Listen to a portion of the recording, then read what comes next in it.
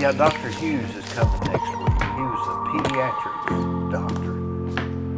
All right. Yeah. Hughes and Kaplan. I don't know. I just remember him a little, not extreme. I just remember he was my doctor. Well, I came along later. I was the first one in my family born in a hospital, the old Specs Hospital. Now, y'all grew up on what? Bates Pike? Yeah, out with your grandparents, Yeah, the Wombeys, yeah. the Wombeys and the Steels and the Steps, and if you went out far enough, you'd eventually come to the Davises then. But yeah, Y'all were way out there. yeah, we were almost to the Polk County line. Would that be Tinga? No, Tinga's way on down 411 Highway, but on Bates Pike. But before you got to Polk County, where the horse auction has been for several years. Yeah, what's that? Burrell's horse auction. Yeah, what do they call that, horsing around or something? I don't know. Or horse?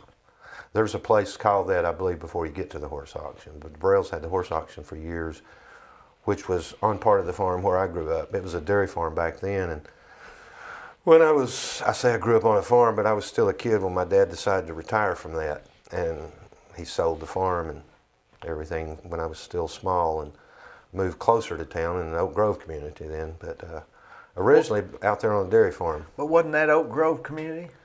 Or would that be called Taylor Springs? That would be Taylor's community. Taylor's It's community. actually past Taylor's school, the Taylor's community. I went to Taylor's to school my first 8 years. You ever wonder why these places get community names?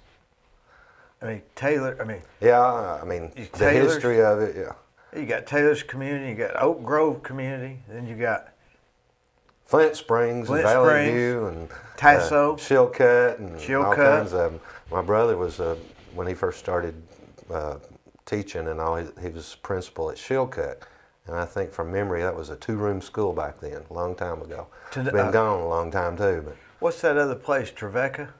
Trevina. Trevina closed when I was in elementary school. They closed Trevina and brought all the kids to Taylor's where I was at. It's the only reason I remember that one. But yeah, they closed a lot of schools back then, consolidated, I guess you would say. I'd say there was one before Trevina. Yeah, I don't remember.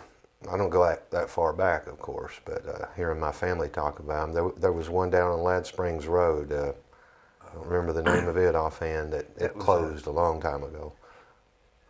That's Davis Kerbo Road. Is that In that area? Yeah. And there was one in even in Polk County. Everybody talks about the one up in Ducktown. That road going to. Speaking of communities, you got McCaysville, Copper Hill, Ducktown, Turtletown, and Hanging Dog. Yeah, a lot of those little communities up there. And a lot of them are still communities with mayors. I've met the mayor of Ducktown or the mayor of Turtletown. I thought that would be pretty neat. The mayor of Turtletown. Yeah, I guess they're still in existence. How long ago did you meet him? I get them mixed up which one was which. One gentleman just passed away recently that was a former mayor of one of those little towns. Got to know him fairly well. How do you become the mayor of Turtle? I mean, is it a city? It's sort of like a Charleston. I mean, not that big probably, but it's something like a Charleston. They don't have mayors like we think of them, but the city of Charleston has it's a 3-commission form of government, and one of them gets named the mayor then to play the role of mayor, acting role. Now, what'd you say, a 3-member?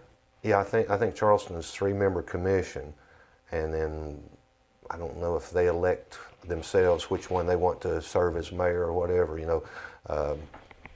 They've got a new mayor now. The last one just passed away.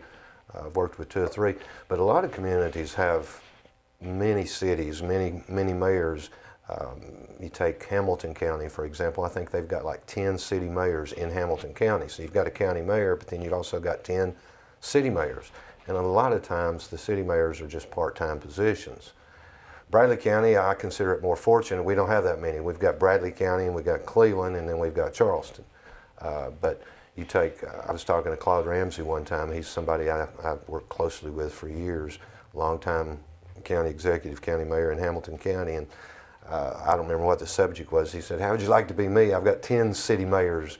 Golly. Not that it's a bad thing, but still, they all have different things when you're trying to work together and all. They have different agendas a lot of times. And he said, I've got 10 mayors to work with. And What if you wanted to start your own city today? well, you know, I mean, what's involved? there's somebody better than me to talk about that, but cities actually form themselves. You know, they get together, they decide what kind of government they want to have. Like the city of Cleveland did a few years ago when they redid their city charter. They decided they wanted to have a city manager form of government with what they call a weak mayor, a part-time mayor. The full-time position is the city manager. And then you write that charter and you send it to the state. The state has to approve it. But cities are pretty much created the way they want to be created. Where counties, we're entities of state government, so we're all pretty much the same, every county. You can't start your own county. You can't start your own county. The state divided into 95 counties, and each county has a county mayor or a county executive, each county has a sheriff and so forth. But cities are so different. When I'm speaking to school groups, you know, they'll say, could you explain the difference in a city and a county? And it takes a long time to explain it, because I can explain the difference in Bradley and Cleveland, but then Bradley and Charleston's even different, or Bradley and Chattanooga is even different. Yeah. And Chattanooga has what they call a strong mayor, a full-time Chattanooga mayor with a city council. Cleveland has the city manager form of government, and then Charleston has the 3-commission mayor form of government. They don't have a city manager, and they're all part-time. So every city's different. A lot of times, you might say they work better than counties do because they were created a lot more recently. I mean, counties go back in history a long time, since the beginning of the states, I guess. But This was Jamestown, right? don't get me on history now. I don't follow history that much. But, you know, the last state convention we had was like 78, I believe it was, and that's when they changed a few things in county government. Eddie Cartwright was here before. He was the first county executive, because before him it had been called county judge. When I came along, it was still called county executive, but then the state decided to change it to county mayor, and so I was the last county judge and the first county mayor in Bradley County, you might say, simply because they changed the title at that time. But the state convention that involved Eddie's seat whenever he ran for county executive, I believe in '82, it changed dramatically, because up until then it had been a county judge who had judicial responsibilities, and they took all of those away and made it mostly an administrative position from then on, and it's remained that way till today. What about Tasso? It's unincorporated. Well, a lot of so-called cities are unincorporated, but Tasso's just a community. I mean, it doesn't have a government per se, even though there used to be when I used to live in Tasso, and there was a gentleman up there that we called mayor, but it was sort of, he was the guy that'd been there a long time, knew a lot about Tasso, I guess you would say. So that was an unincorporated community. Right. So what's the difference between an unincorporated city and an unincorporated? I couldn't tell you exactly. It has to do with how developed the government is, and I'm not a good one to talk about that either. I just know that City of Cleveland and City of Charleston's a lot different. But they're both incorporated cities. I think Charleston would be considered incorporated, yes. And then they're a recognized city, in the state, throughout the state. Charleston a lot of times feels like they're not included in things, and since I've been in office as county mayor, I've tried to include them. I mean, whenever I talk about things in Bradley County, sometimes I may not spell it out enough, but I'm talking about all of Bradley County, which does include the city of Cleveland, believe it or not. Those are my constituents, just like outside the city, so to speak, and same in Charleston. If Charleston has a problem, it might be a city government problem, but still those constituents in the city of Charleston are Bradley County, and so I see it as all one community, but they all do have different little governments a lot of times. Because the city's inside the county. Right. And they all vote in the county-wide election, and so, like I said, they're all my constituents. I hope they consider me their mayor, but they all have their own mayor too. I mean, the City of Cleveland has their own Mayor Brooks, and the City of Charleston has their own mayor. So, but in addition to that, they also have a county mayor. They get taxed by both too. I mean, the property taxes from Bradley County is everywhere throughout the county, and then City of Cleveland only taxes the city, and City of Charleston only taxes the City of Charleston, of course. How'd you figure all this stuff out? Well, the part I do know a little about is from experience working with them. And you But start before asking me that- historical things, it's tough. Well, you know, if you go back in time, my background politically is I began working in politics when I was a kid, 8, 9, 10 years old, mainly working in political campaigns. I've just always loved government. Who was it at the time? The first campaigns I was involved with was Bill Brock for congressman from Chattanooga. He was our congressman. Howard Baker as senator. Then in 1970, Winfield Dunn ran for governor. We hadn't had a Republican governor in 50 years. I got involved in that campaign. And then in the late 70s and early 80s, Lamar Alexander for governor, I really got involved in his campaign. But the point is, from back in elementary school, I just always loved, I thought, politics. Wonder what caused that? I don't know. My dad was fairly political, but I really don't know. I mean, I try to encourage kids, you know, be involved in your community, be involved in government, be involved. It's hard for me to say be involved in politics anymore because it's got such a bad connotation. I don't like politics, I can tell you that. The older I get, the less I like politics. I don't like politicians, but I like government, I like working for government. And politics is the part you have to deal with that you don't necessarily like. But back then, as an outsider, I thought I loved politics too. I mean, working in a campaign of somebody, you know, when Bill Brock decided to run, instead of for Congress, he decided to run for Senate. He was running against Senator Al Gore. Al Gore had been in office my whole life. And I got involved in that campaign, and Bill Brock beat Al Gore. Man, I was the happiest guy in the world. Little did I realize somebody got beat in that election, you know. Yeah. But, and I guess for a senator, it's his job. Lamar Alexander came along, and that was one time I really got involved, as probably the first time as an adult. And, you know, those are thankless jobs. You're out door knocking, you're putting up signs for people, and it's hard to get people to do that anymore. But I just always enjoyed it. I don't know why, really. My parents, I guess, instilled it in me somewhat, but they didn't have a real political background. They talked politics quite a bit, gave me my conservative roots and values, so to speak. But you know, my dad was friends with a lot of people. I mentioned the farmers, the Ormbys and the Stills and all of those people. They weren't all the same party affiliation. They all were friends. The Ormbys were typically Democrats, right? I wasn't going to say that, but you did. Yeah, and I remember that as a kid. My dad, you know, Roy Ormby was one of his best friends. Yeah. But yet he was a Democrat, and then the Stills and the Steps were Republicans, and they were his best friends, and the Cartwrights, but it didn't matter, because back then you might have had some beliefs that were a little different, but you were all friends, you were all good people, and now it's gotten so cutthroat that, you know, this last election is typical of what's going on across our country. And so it's hard for me to say to a kid in school when I'm speaking to groups now, you need to get involved in politics. But you do need to be involved in government, because the government, all you hear on TV is national news, national government. You might hear a little bit of state government, but most of the things that affect your life are local government. And that's why I like being involved with it. I love working for the people. I don't like the political part of it, but I love working with people. And politics is just part of it that comes along. It's a necessary evil.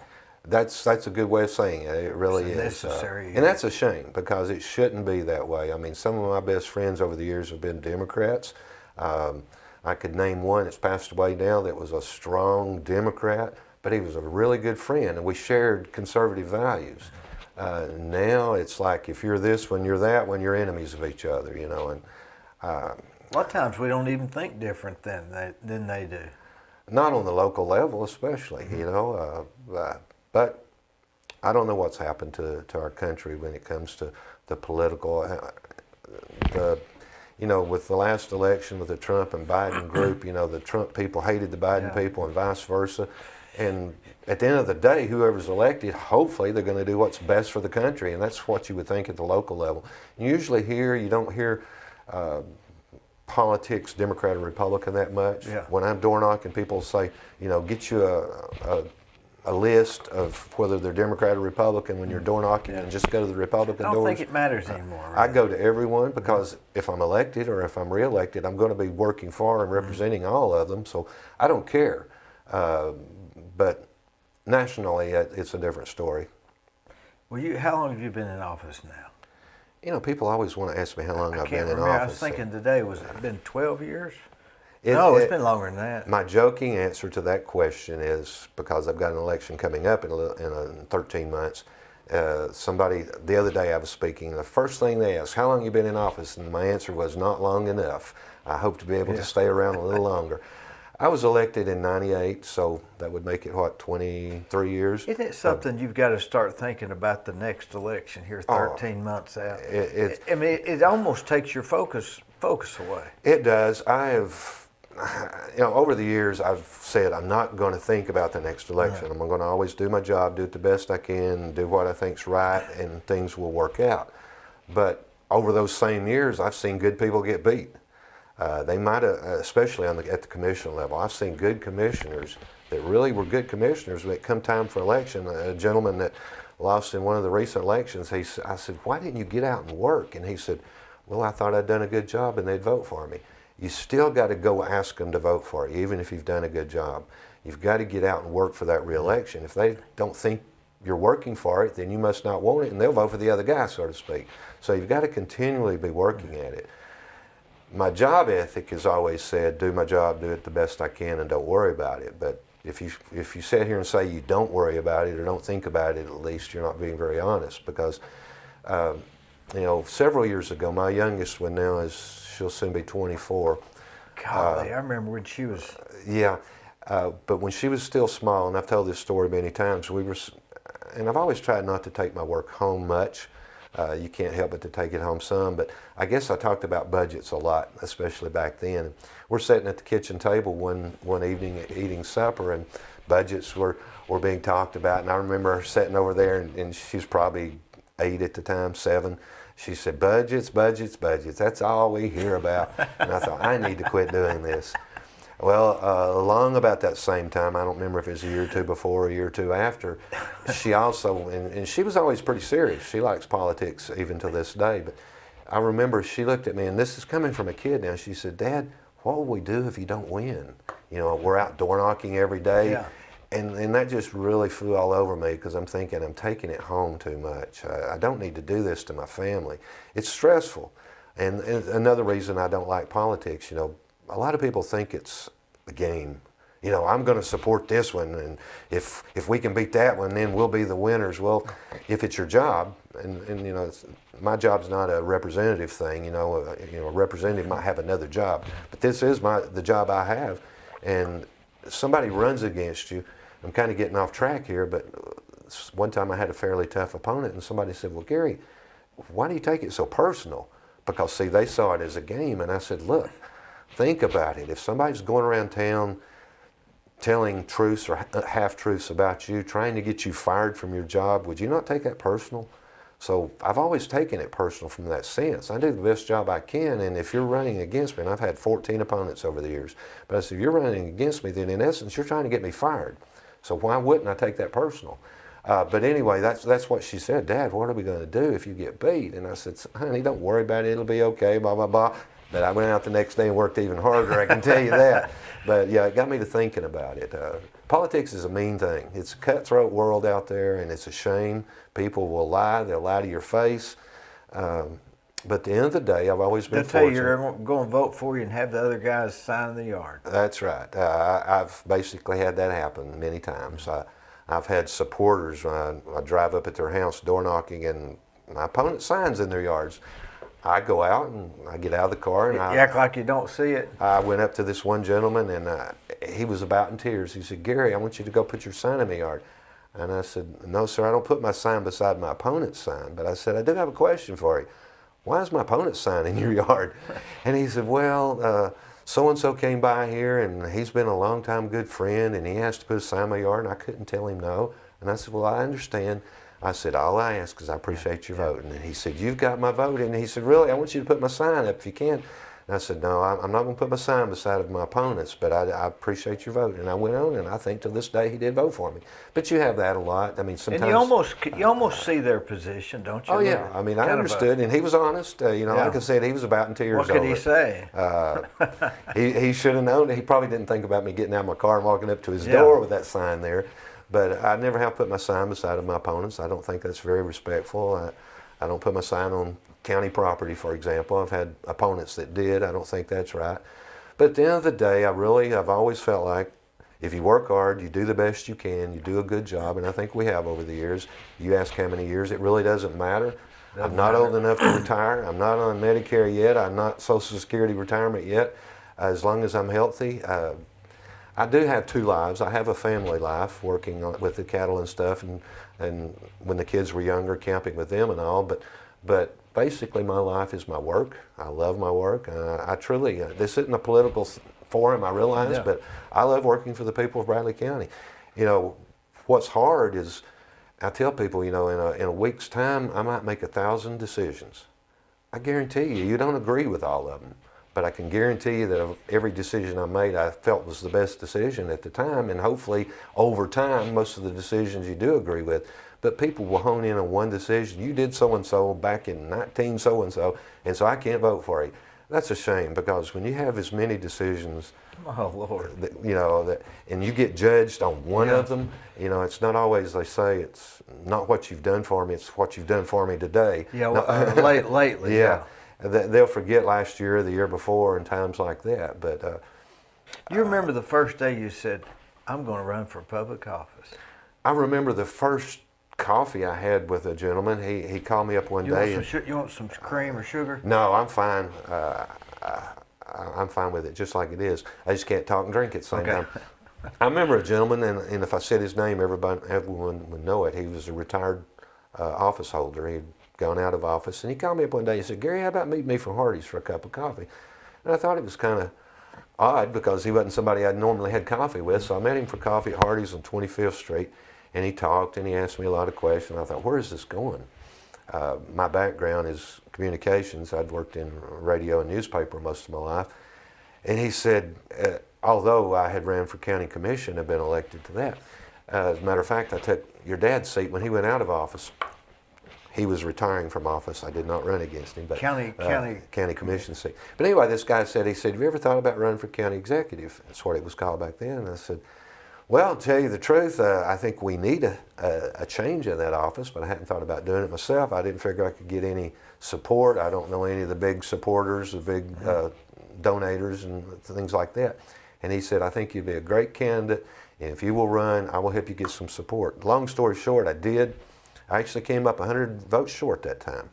For county executive? For county executive. I was a commissioner, but I gave up my seat on the commission and ran for this job, and I lost in the primary by 100 votes. Went out and worked for the guy that beat me. I door knocked for him, helped raise money, did his advertising campaign. But he came up short, and so I never will forget the night of the election. I was sad that he got beat, but Corky Whitlock was interviewing some of us, and he said, Gary, what's your political plans look like? You going to be running again? And I said, well, I'd really hope so-and-so would have won tonight, but he didn't, and I can tell you that I'll be back in 4 years running. And so for the next 4 years, I worked at it and came back 4 years later and was fortunate to win, and have been fortunate. But you were already a county commissioner. I was a county commissioner. But I mean, the first day you said, I'm going to run for county commissioner. Well, when I was thinking about that, it was back when your dad was in there, and I had worked at the Banner for years doing ad campaigns for almost every elected official. What was your job at the Banner? It was advertising, and when it came election time, the politicians usually came to me. I sort of had a reputation. I would take care of your campaign for you. Did Troy Dixon ever come in and help you write ads? Troy was the advisor to a lot of politicians, but no, he didn't help me write ads. But I did the ad campaigns for most of the elected officials at that time. And I got to thinking, you know, I'd like to run for county commission.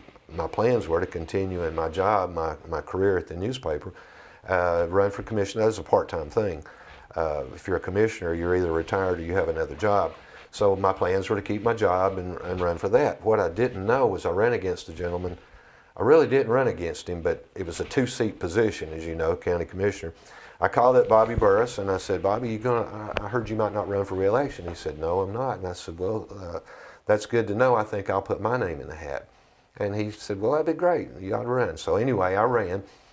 And there was 3 or 4 people. A very good friend of mine was in that race that I had to run against. But anyway, the other incumbent ended up getting beat. And what I didn't know was he was very good friends with the publisher.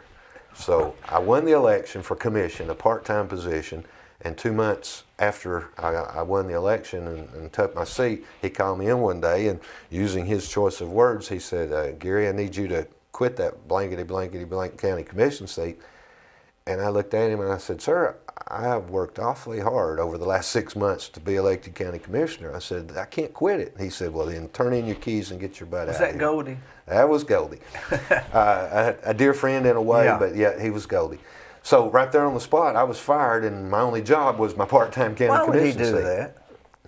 that? At the time, I didn't know. He was the kind of guy, and I don't mean to talk bad about him because he's passed away now, but he would cut off his nose to spite his face. I was one of the top, if not the top salesman, had been for years. You know, in advertising, you're basically selling. You get paid commission. He didn't pay us a salary, he paid his commission.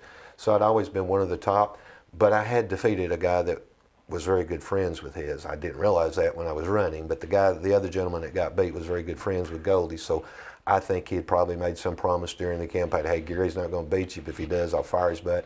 What was it like working with Goldie? Well, you know, Do you remember when he came to the restaurant and got in the fight with Dee Frisbee? yeah, but back to your question, working for Goldie was a challenge, but it has been the best challenge I've ever had. The honest truth is, I was ad manager, and you know, my job was to sell ads, but it was to encourage everyone else to sell ads too.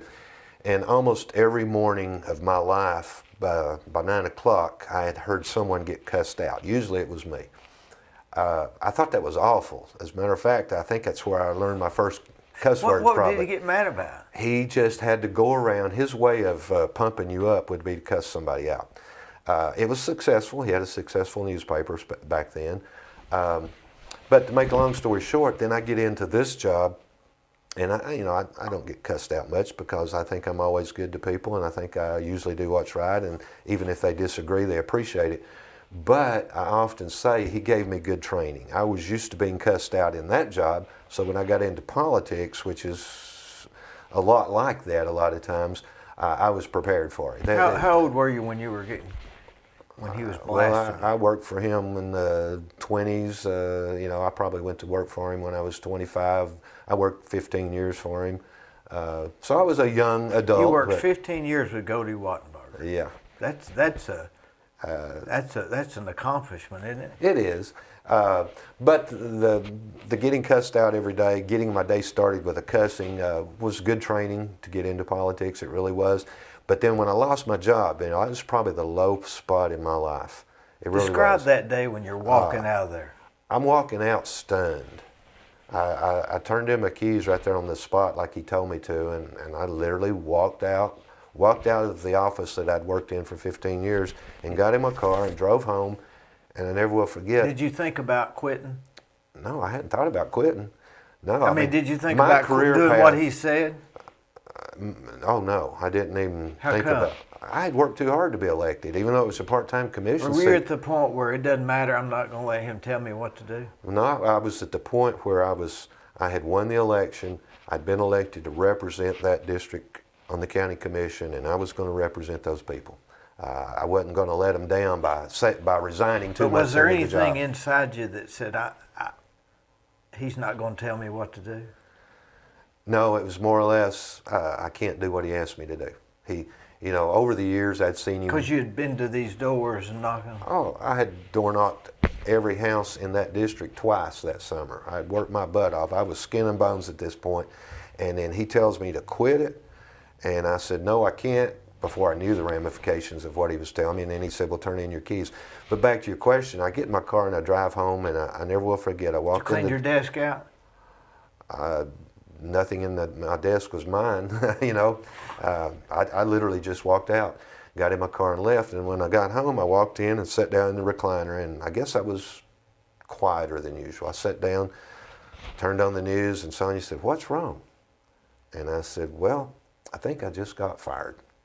You talk about a low point. Anyway, Monday morning, I'm in the unemployment line. Back then, you had an unemployment office. So you're running for your county commissioner, and you're in the And I have no unemployment job. line. I have no job. I have no health insurance Yeah. for my family. Well, you have COBRA, but if you have no job to pay for COBRA, you don't have COBRA. Was that unemployment line on Broad Street Yes. with the high the high rent. And a gentleman that you know that we used to go to church Oh, with was in line with me. Don't. Anyway, that was an experience going through that unemployment line. But that's the second thing that prepared me, in my opinion, to be a good county mayor. But when you went through the line, did you get a job? Oh no, no. I filled out the pay. It was for unemployment. I filled out the papers, and I qualified for $50 a week unemployment. Your employer can sign off on it, or he can fight it. My employer that you've been talking about fought it. Golly, he opposed it to Chattanooga. I go to a hearing in Chattanooga and I win. He opposes it to Nashville. I go to a hearing in Nashville and I win, all to get $50 a week. So at that time, I'm getting the commission pay, which I don't remember what it was, but not much, and I'm getting $50 a week. In hindsight, being unemployed, though, was something else that prepared me, because the hardest thing, the biggest mistakes I've made over the years is if you're not doing a really good job, Donald Trump would say you're fired. And I wish I'd been more like Donald Trump over the years, but I always looked at you, and you've got a family, you've got kids. I take firing very seriously because I've been fired. Having been in that unemployment line, in the old-fashioned unemployment line, and having been fired made me look at it differently. So even though there's several employees that I guess I technically could fire, again, the biggest mistakes I've made is waiting. A gentleman one time, I probably should have fired a year before I finally fired him. I fired him, and then I'm in court for 5 years for firing him. And that worked out well, except for the 5 years of hell, you might say. Yeah.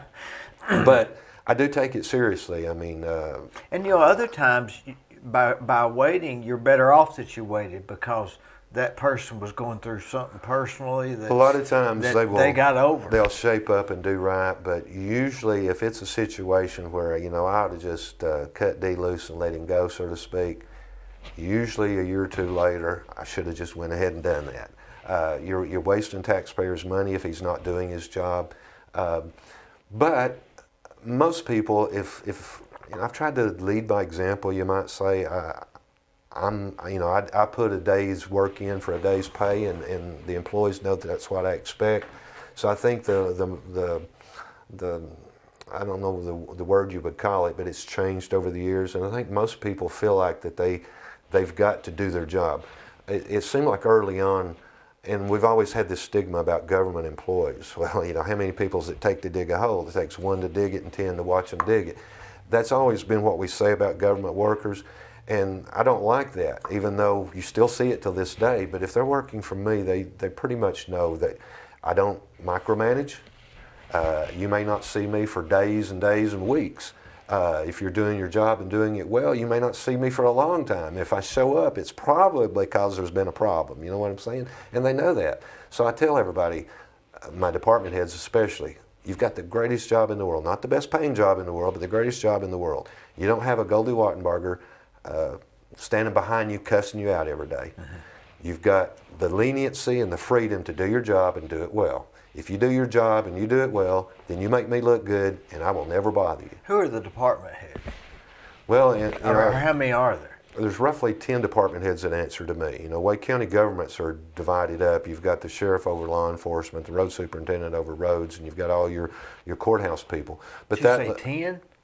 Yeah, there's about 10 department heads, and I don't know if I can name them on the spot or not, but you got your director over emergency services, which is Sean Fairbanks. I've got it into 2 departments, over fire and ambulance. That's a big position there, because he's got 2 very important departments he oversees. You've got your EMA director. Sheriff? No, the sheriff doesn't come under me. That's an elected official of his own. That's right. The departments that answer to me, planning and engineering, planning and inspection. Like that, No, Steve wouldn't like that. And I have to tell people that all the time. Because if they have a problem with the sheriff, they'll call me. Well, I'll listen to their problem and I'll pass it on to the sheriff, and it works out well, but I'm not his boss. Yeah. But, whether it be fire, ambulance, emergency management, planning and inspections, all of those. No schools. No schools. Your Parks and Recreation Director. Stanley Thompson. No problem there. No, I don't have, that's another subject. We're rambling a lot, but right now, with all of the elected officials, we all work together really well. That's not always been the case. I mean, over the years, I've been sued by elected officials. You know, if you don't get what you want at budget time, for example, you sue the county. Well, when you sue the county, I'm the guy sitting across the table in the courtroom. And you've had a little close experience with that. But I've been sued by elected officials more times than once because they didn't get what they wanted. It might have been because of mayor. It might have been, usually it's because of the county commission. But they don't sue the commission, they sue the county. And part of my many job hats is to represent the county in a lawsuit. But right now we have every elected official. We work together great. We really do. Well, that's right. Stanley's elected, isn't he? Stanley's elected. He's the assessor. I deal He's very little with Stanley. He's he's one of my best friends. He's low key. He's pretty conservative, so we get along Smart. great. He's smart too. And they all understand I'm not their boss. Back up for a minute. When I first got elected, I went to a class, and I guess to get us to thinking, the guy teaching the class, it was what if you were first, all county executives at that time went to this class. So we're sitting in this big room, this big classroom, and the guy says, why did you run for county executive? Why did you want to be a county executive? And then he starts calling on people. I'm not one of those to raise my hand, but he pointed at me right off the bat, and I thought real quick. And it was kind of a cute response, but he said, sir, why did you want to be county executive? What county are you from? I said, Bradley, sir. And he said, why did you want to be Bradley County executive? I said, I was looking for a job with a lot of responsibility and very little authority. And you know, that very first class, I knew a lot about the job and didn't realize I did. I don't have hardly any authority, but I've got a lot of responsibility. If anything goes wrong, even if it's law enforcement, you think of the mayor. Well, I'm going to call the mayor. It must be his fault. I don't have any authority over law enforcement. I don't have any authority over roads. Someone called me the other day, my road's flooded out. Can you get somebody out here? Well, I can put a call into the road department just like he could have, but I'm not the road department's boss. You know, I have a lot of responsibility. If anything goes wrong, like they the probably lawsuits, blame it on you just to get it off their back. The good thing about all of the elected officials working together is I'll pass on the concern to the proper elected. I'll listen to them first, and then I'll pass it on. And the elected official, if he or she's doing like they should, they'll say, look, I got a call from the mayor yesterday that you've got so-and-so problem. I just want you to know I'll be out there Tuesday and take care of it.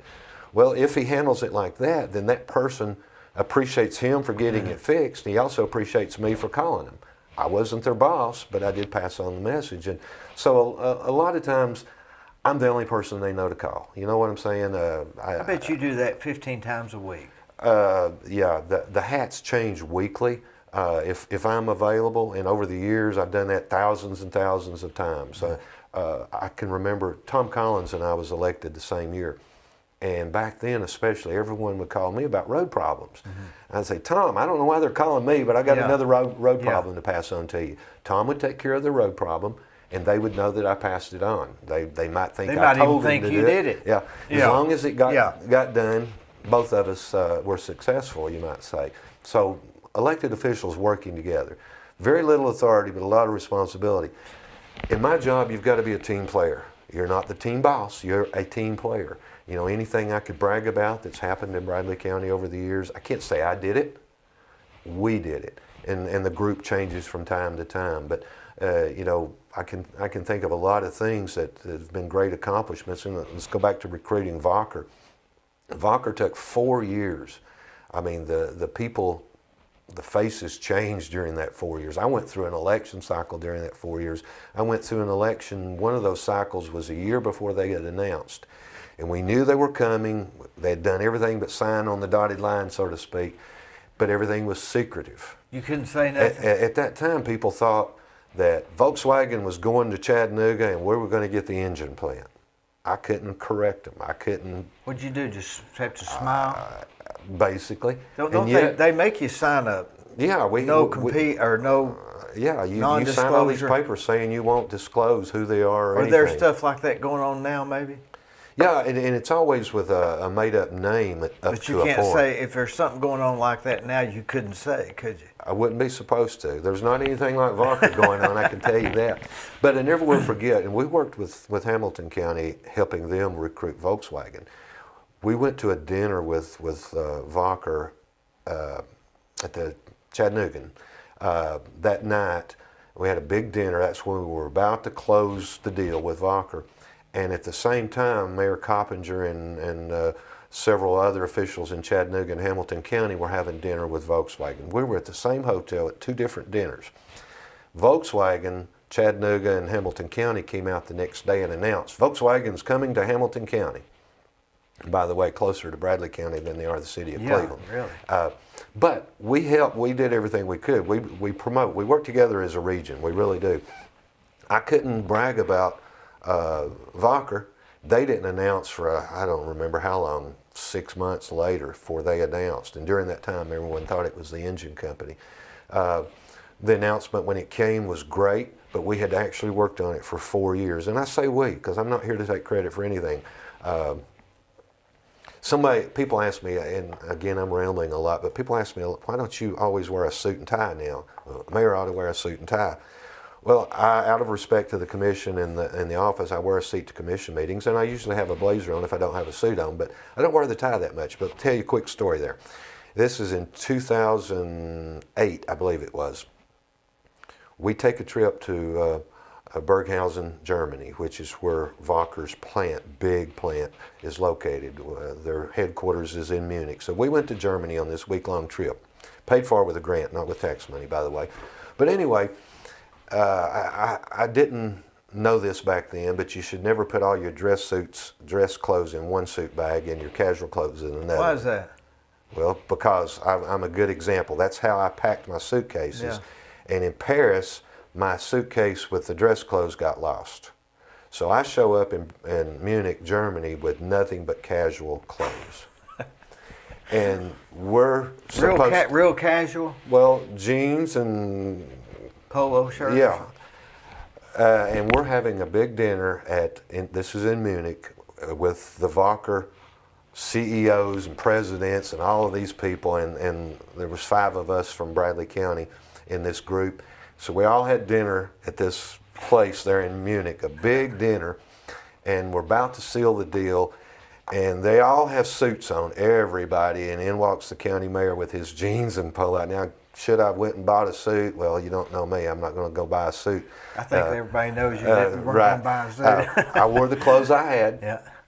We closed the deal. Did you tell them what you're... I explained to them that I apologize for being underdressed. Here's what's happened, and they all laughed it off, blah, blah, blah, but I'm sure they thought, that crazy. Did they speak English? Yeah, they could speak English.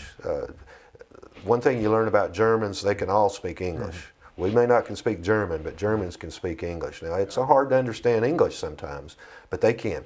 So, yes, but I never will forget that. And later on, I thought, I'm in Germany. I'm just a peon, but I'm one of this group in Germany, meeting in this big room with this big nice dinner.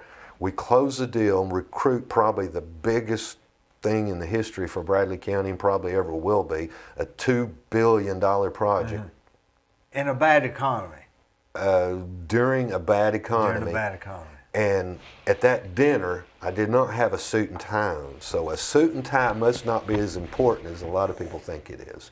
Now, granted, I wear one, and I usually have a suit just without the tie on till this day, but it's more of a respect for the office thing. But a suit and tie does not make a man, I often say, and it did not make a successful trip to Germany. Did you find your suits?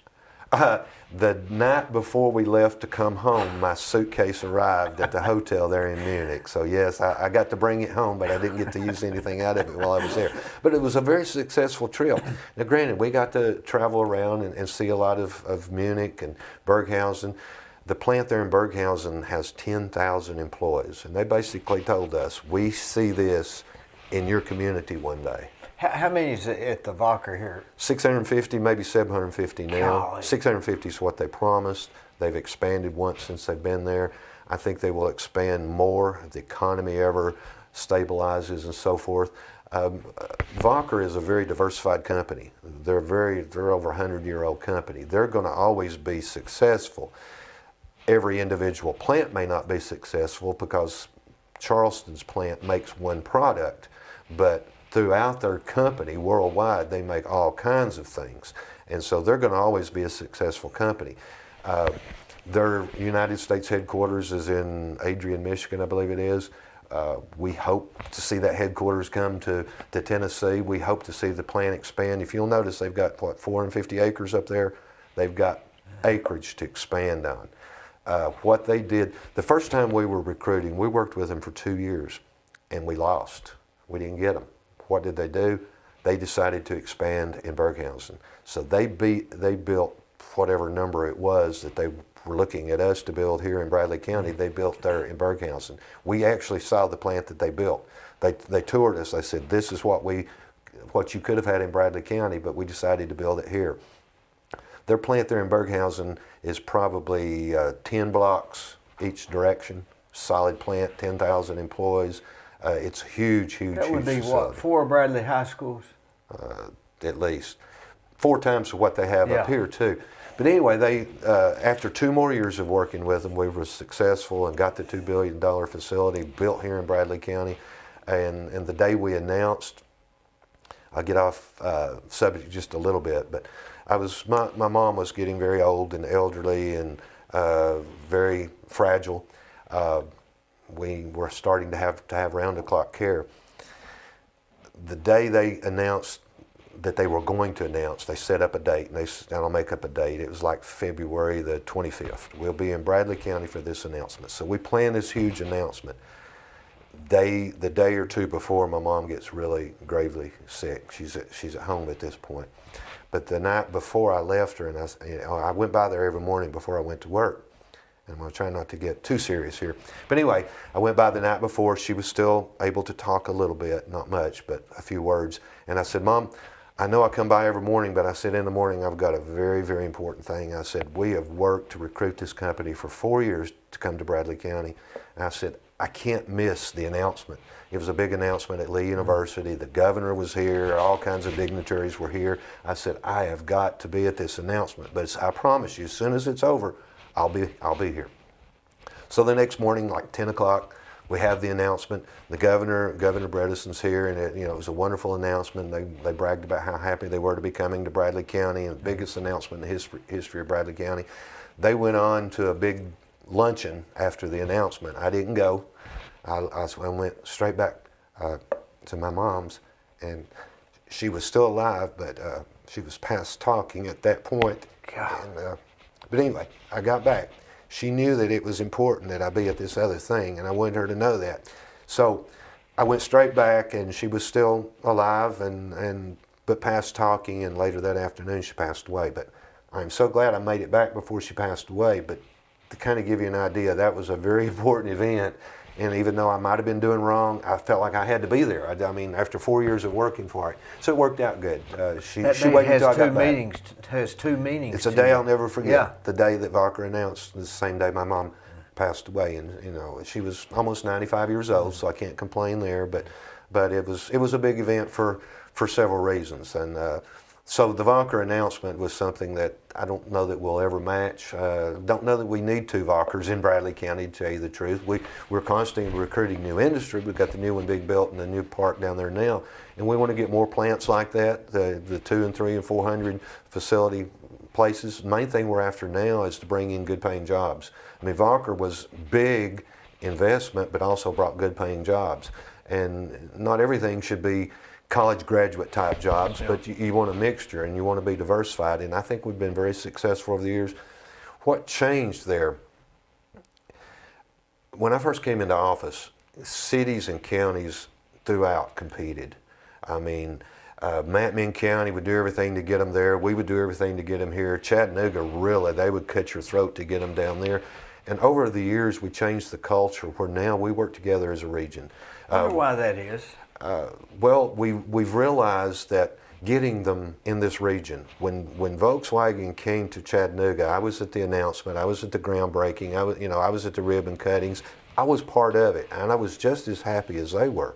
They weren't in Bradley County. They were 10 miles from the Bradley County line. Big help. We got them in this region. That was, and I'm glad they were on their side of the county line, because they had to pay for the money that it took to get them here. A lot of it, them and the state. So helping them, and then over time, Chattanooga's even come around and they help us now. They realize You know, I'll go to a groundbreaking in McMinn County. I'm happy for them. It's in our region. I want it in Bradley County. That's number one. But if I can't get it in Bradley County, I want it definitely in this region. And this region has outpaced any other region in the state for the last 10 years for that reason, because we work together through the development district to recruit to the region.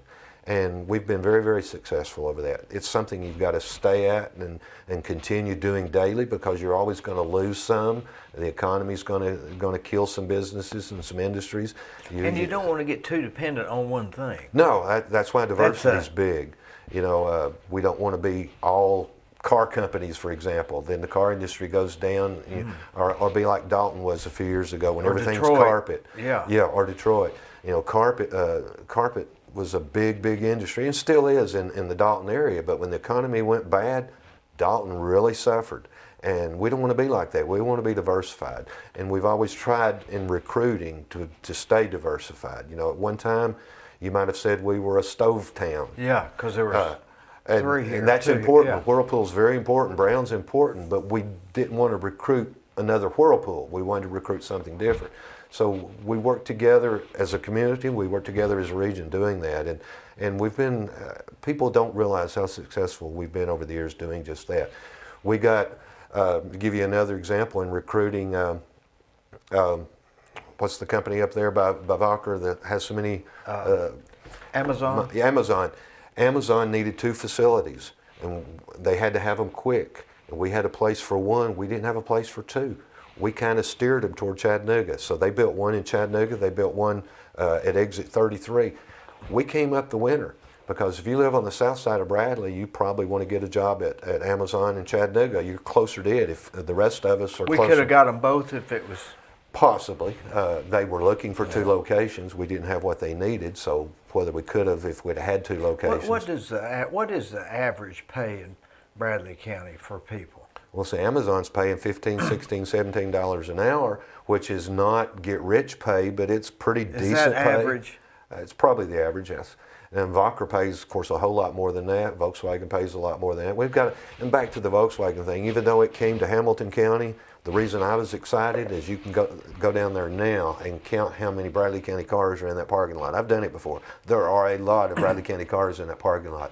So even though it's in Hamilton County and they're getting the tax base from it, it's still provided jobs for Bradley County. And so, again, back to the regional concept. You recruit them to the region, it's going to help your community in the long run. And having Valker, having Amazon down there, having Volkswagen down there, and all of the other companies over the years has worked well. Our unemployment's always less than most of the state, and I'm not bragging, I'm proud, because of being diversified. When the economy goes bad, naturally unemployment goes up, but ours doesn't go up as much as most parts of the country for that very reason. Now, give you an example, in 08 and 09, when the economy went bad because of housing, and Dalton was basically shut down. Now, Dalton had always been thrown in my face. Why can't we do this or that like Dalton does? Dalton always had plenty of money. But when that economy went down, hit the tank in 08, 09, 10 and through there, they basically shut down, and all of a sudden we were doing a lot better than Dalton. We were hanging on, weren't we? Our unemployment didn't get near as bad as other places. Our economy, during the pandemic last year, of course we didn't shut down like New York and California, but our revenue to the county government was less than projected, but not bad. Well, I mean, we survived just fine, and again this year we're doing just fine. So that's the thing about Bradley County is we may not ever be the best around, but we're always going to be up there with the best, because when other people come and go, my dad always said the higher you get on the tree, the farther you got to fall. I never wanted to be the top of anything, but I want to be up there near the top and try my best not to fall. And I think that's why Bradley County has been really successful over the years. But I tell people all the time, a lot of people in our community don't realize it. Things are so good. You're in the housing, you've not had a slump. Things are, I'd love to call your number just to listen to your voicemail. Don't call me, I don't like you or something. But we have so much to be thankful for in Bradley County. Let's get back to this. I'm more interested in the nuance stuff. What was your first job after you went? See, I'm so used to being the voice for Bradley County that being the voice for Gary Davis is a lot harder. I'll tell you that up front. What was my first job? I've always loved communications. when I was in high school, Corky Whitlock called me one day, as you know, Corky from WBAC. He said, Gary, I've got a radio show on Saturdays. Would you be interested in doing it? So I'm a junior, I believe, in high school at Bradley. Why did he call you? I don't really know. I don't remember the history there. Somehow I knew him from ball games and stuff, I guess. But anyway, I started doing a program called This is Bradley. This is Bradley. This is Bradley. And I did sort of like you're doing on Saturdays. Mm-hmm. It would be a 1 hour show. I would bring in different people and interview them, coaches and so forth at Bradley, because it was all about Bradley. But that show promoted Bradley High School, and I was the host of it. So I really liked that. I go on about graduation time, and I'm enrolled in Cleveland State in the communications major, and Corky calls me up again one day, and he said, Gary, I've got an opening for an evening announcer. Would you be interested? And I said, well, I'm going to be going to school in the daytime. He said, well, you can work at night. So long story short there, while I was at Cleveland State, it took me 3 years because of this, but I would go to school during the day, and then I would go to work at the radio station at 5 in the afternoon and work till 12:30 at midnight, which back then you went off the air at 12:30. Where was it located then? WBAC was located on Central Avenue across from Ware's TV. Ware's TV was on one corner, and there was a house across the street. The WBAC was next to the railroad track, or? No, behind one of the City of Cleveland buildings now, near the church that's being built. That back, I think it's a parking lot. I think they tore the house down and made a parking lot. WBAC was there. A few years later, it moved to the Monument Building. And I remember it was that. in the Monument Building. I was still with them when they did that. But that was my first job. I did that all through Cleveland State years, and enjoyed it. I became the afternoon announcer. Corky started at 5 in the morning, and he would work until, I think he stayed on the air through the noon, and at 1 o'clock, then I worked from 1 o'clock until the evening. What was it like working with Corky? Corky's the greatest guy in the world. You talk about a professional. I haven't seen him in a while. I'd love to see him. It's a shame that someone like Corky, who was all about voice, and then speech is what he loses first, I guess you would say. My understanding is that's what he's lost. But he was a professional. He wasn't my boss. Bill Thomason was the owner of the station. That was my boss. But working with Corky, when I was working evenings, the first 3 or 4 years I worked evenings, like I told you, and then Corky would do the play-by-plays, whether it be a basketball game or a football game or whatever. He did the play-by-play. I was what you guys would call an engineer now. I was back at the studio punching the commercials in. Yeah. And Corky was tough because he was such a professionalist, but I never will forget one night, I just had to go to the bathroom. Well, you didn't leave that control board with Corky. I mean, you never knew when he would call for a commercial. He'd go 90 miles an hour, and then all of a sudden, we'll be back in 30 seconds. Well, when he said, we'll be back in 30 seconds, Gary better be there with that commercial. Well, I just had to go to the bathroom at this particular point, and I knew what I was in for, but I had to go. So I take off the bathroom, and I make it as quick as I can. I come walk, and I'm almost back to my seat in the control room, and he says, well, I guess Gary must have had to go to the bathroom. We'll take a break, another commercial break in just a few moments. I was so embarrassed. And Corky never mentioned that to me. Did I learn a lesson? You're just a kid at that point, right? You're 3 years out of high school 20, or something. I'm 20 years old probably, yes. But, I mean, I knew he was a perfectionist. I knew not to leave. Did you worry about that? I worried about it for a long time, and I kept thinking he would probably chew me out one day eventually. He never mentioned it. He was a wonderful guy, but he was a perfectionist. The best play-by-play announcer I've ever heard. I don't care who you've got on TV or radio. Corky Whitlock was the best play-by-play announcer there was. And he made it sound like you were there. If you were listening to a basketball game or a football game back then, I can't even mimic him. He was so good. I also did the same thing for Braves games, but with Braves games, you had a format you went by. You knew at the end of the third inning, you had 3 commercial breaks and that kind of thing. With Corky, you didn't have a format. You just had to be there ready. And, he might go for a long period of time, not call for a commercial break, and you could have gone to the bathroom, but then you go, and that's when he calls for it. So that was my first job. I did that for a few years, and actually had an opportunity then to, I guess, make a little more money, because radio radio, you did it because you loved, not because you could afford to live. And so my brother had a men's clothing store in the village called the Village Esquire, and Larry McDaniel, who has the town squire now, had been his manager for several years, and Larry was leaving to open up his own clothing store, and he still has it till today. So my brother called me and he said, Gary, you've gotten through school.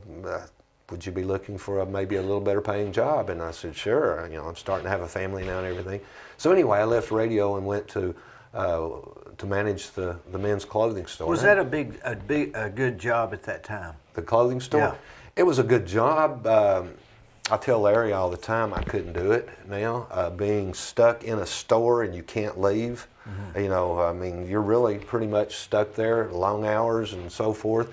I managed through it for a while, but remember my school had been communications. So after a couple of years, I had the opportunity to go to the Banner in advertising, and that was the career that I'd always wanted. So I hated to tell my brother that I was leaving. That was tough because he'd been really good to me, but I did. Because he was the manager, or he owned it? He owned it, and while I was there, I was the manager working with 2 or 3 others. He was there a lot, but he also had farm responsibilities, so he was in and out. But I had to tell him I was leaving. Quitting a job has always been the hardest thing for me.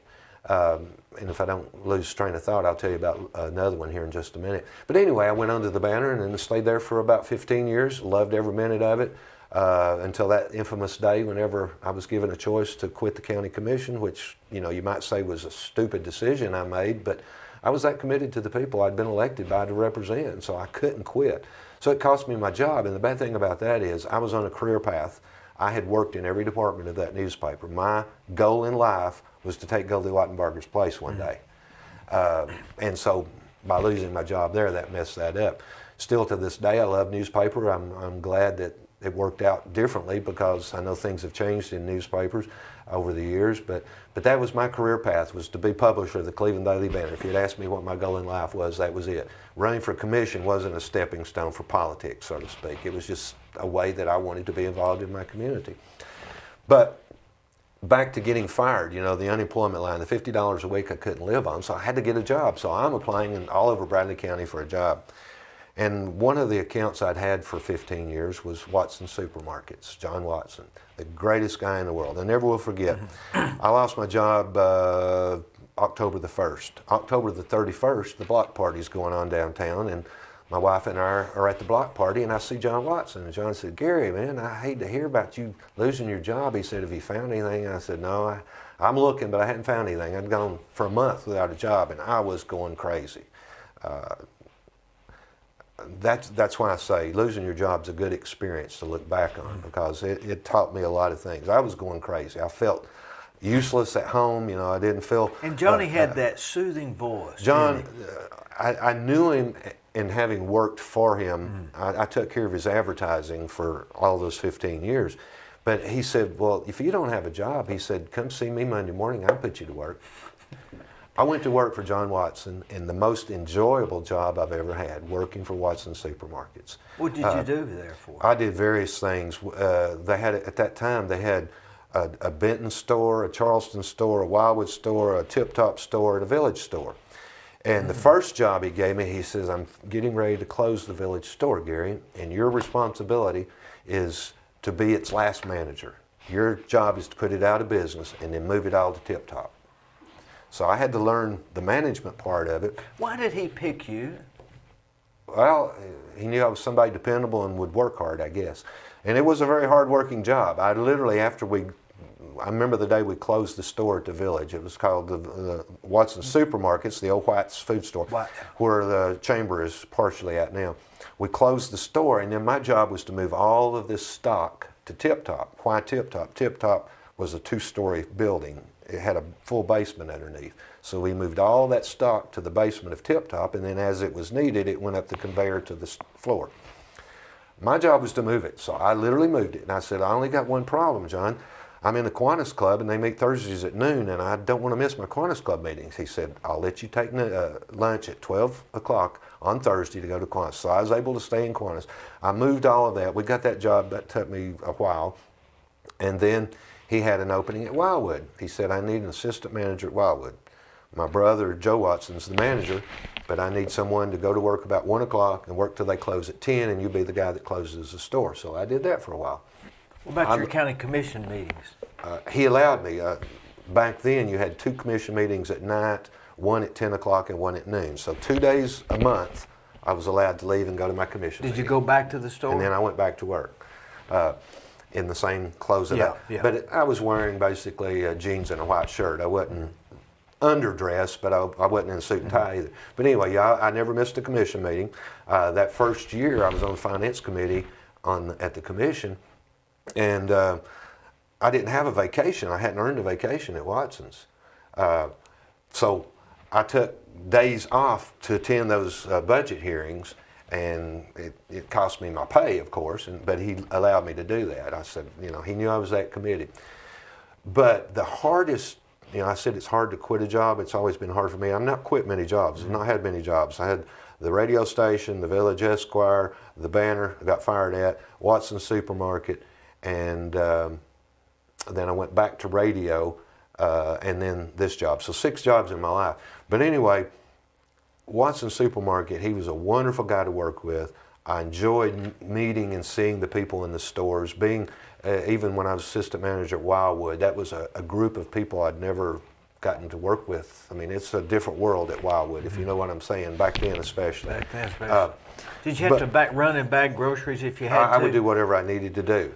And I think I was a very good employee because of that. You don't see that. I hate to be in a grocery store and see assistant manager standing over there, and I need my groceries bagged, and he stands there and watches me bag them. Get your butt over here and bag a bag. Well, that's the way we did it back then. But to make a long story short, life's a circle. Bill Thomason walked in Watson's one day, and that's who had been my boss in my first job at the radio station. He said, "Gary, I've got a job for you." I said, "Radio doesn't pay enough." I said, "I can make that much here in the grocery store." And he said, "No, I've got a job in advertising." Well, advertising, that's what I'd done at the Banner. He said, "I've got a job in advertising. It pays so-and-so's salary plus commission." So I had to take it. Again, I had a family, I had to take it. So I never will forget. I've caught John in the basement at Tip Top one day. That's where the offices were. And I said, "John, I need to talk to you." And he said, "What's up, Gary?" And I said, "I need to turn in a notice." And I was about in tears. He said, "You need to turn in a notice." I said, "Yeah, I've had this job offer to go back to radio and advertising, and I can make more money, John. I've got to do it." He said, "That's fine." He said, "No problem whatsoever." He said, "You've given me a day's work for a day's pay." He said, "I don't blame someone for taking advantage of an opportunity." He said, "Congratulations." I was so relieved. But that was the hardest thing, because John, and he's passed away now, he got a brain tumor a few years ago and passed away, but he died with me saying he's the greatest guy in the world that I've ever known. And I never knew him personally, but working for him in 2 different things. But yeah, he made me feel so good that day. I was able to leave a job. I worked out a 2-week notice and then went to the radio station making a little more money. But I was, to this day, my kids, I've all told them, get your first job, go to work at a grocery store. Blake worked at Watson's and then at Cook's. Cameron worked at Bilo for years. Callie worked at Bilo and then Food City for years, and they liked it. It doesn't pay enough to make a career a lot of times, according to what your career path is, but it's a great opportunity. I mean, bagging groceries. I worked for United Way bagging groceries at Food City about a year or so ago, and they were all making fun of me. "We got the county mayor bagging groceries." I said, "I want to keep experienced at bagging groceries, because who knows, one day I might have to go back to it."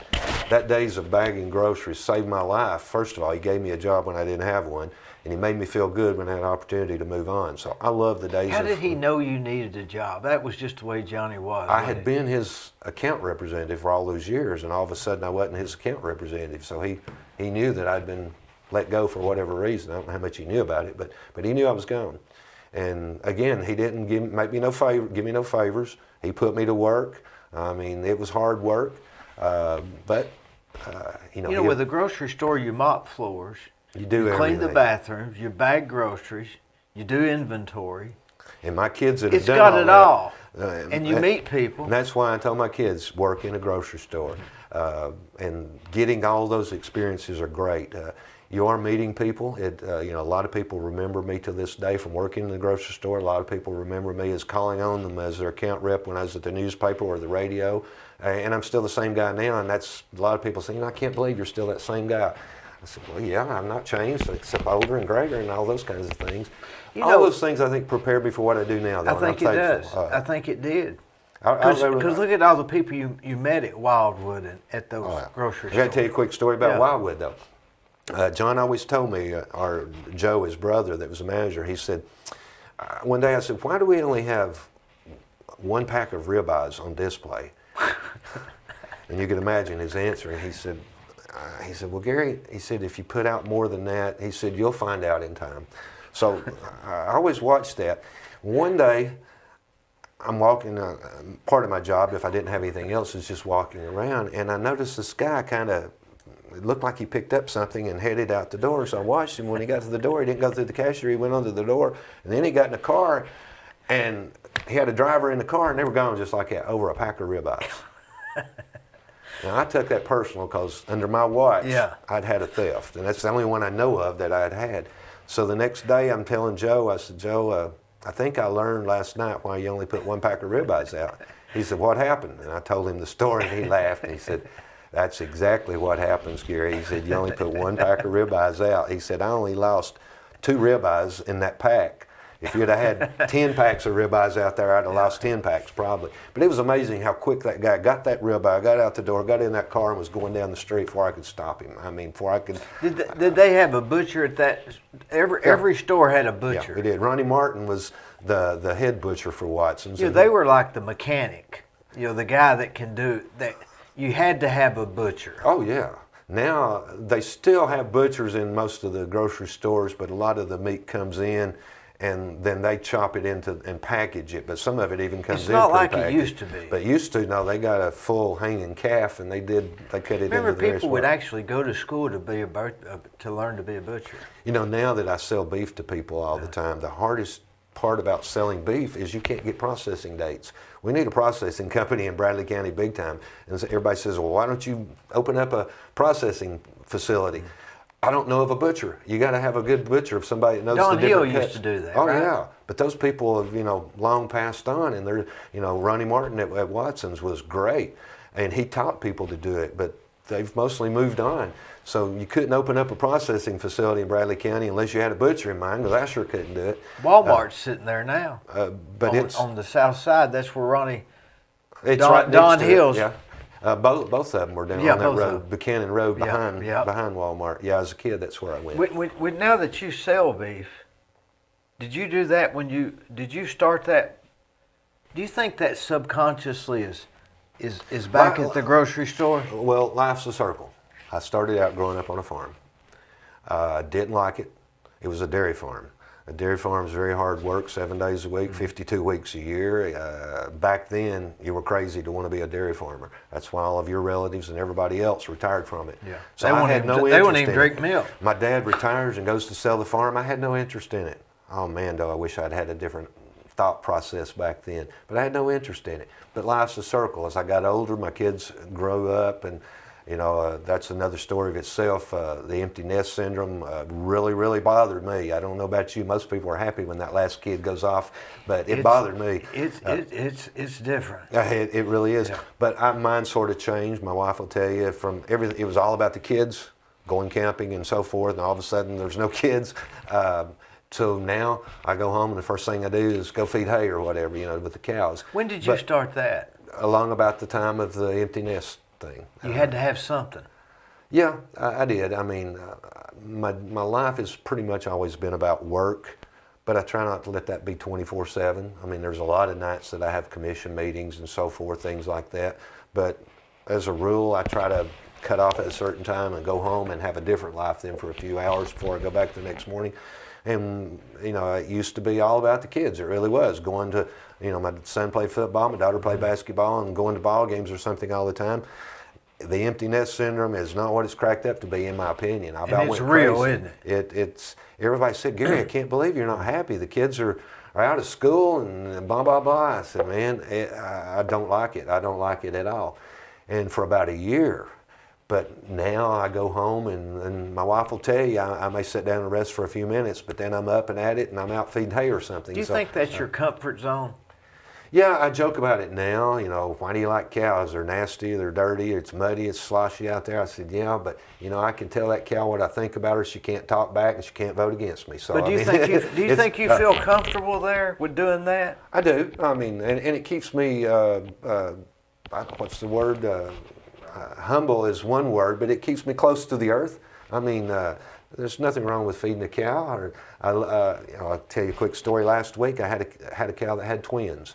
That's the third time I've had twins. I've never heard of that. Oh yeah, I've got twins right now. But last year I had a cow that had twins, and they were both born dead. What do you mean twins? They were born at the same time? Two calves. She had two calves. That's twice the money if you're looking at it from a dollar point of view. But don't they always have No, cows have one usually. But last week, this cow had twins. Two at the same time. And it was during the storms last week, Wednesday night, I believe it was, a week ago, storms. And I count them when I go feed, and I count them, and I was missing one. So I go looking for her, and I find her. I find the calf.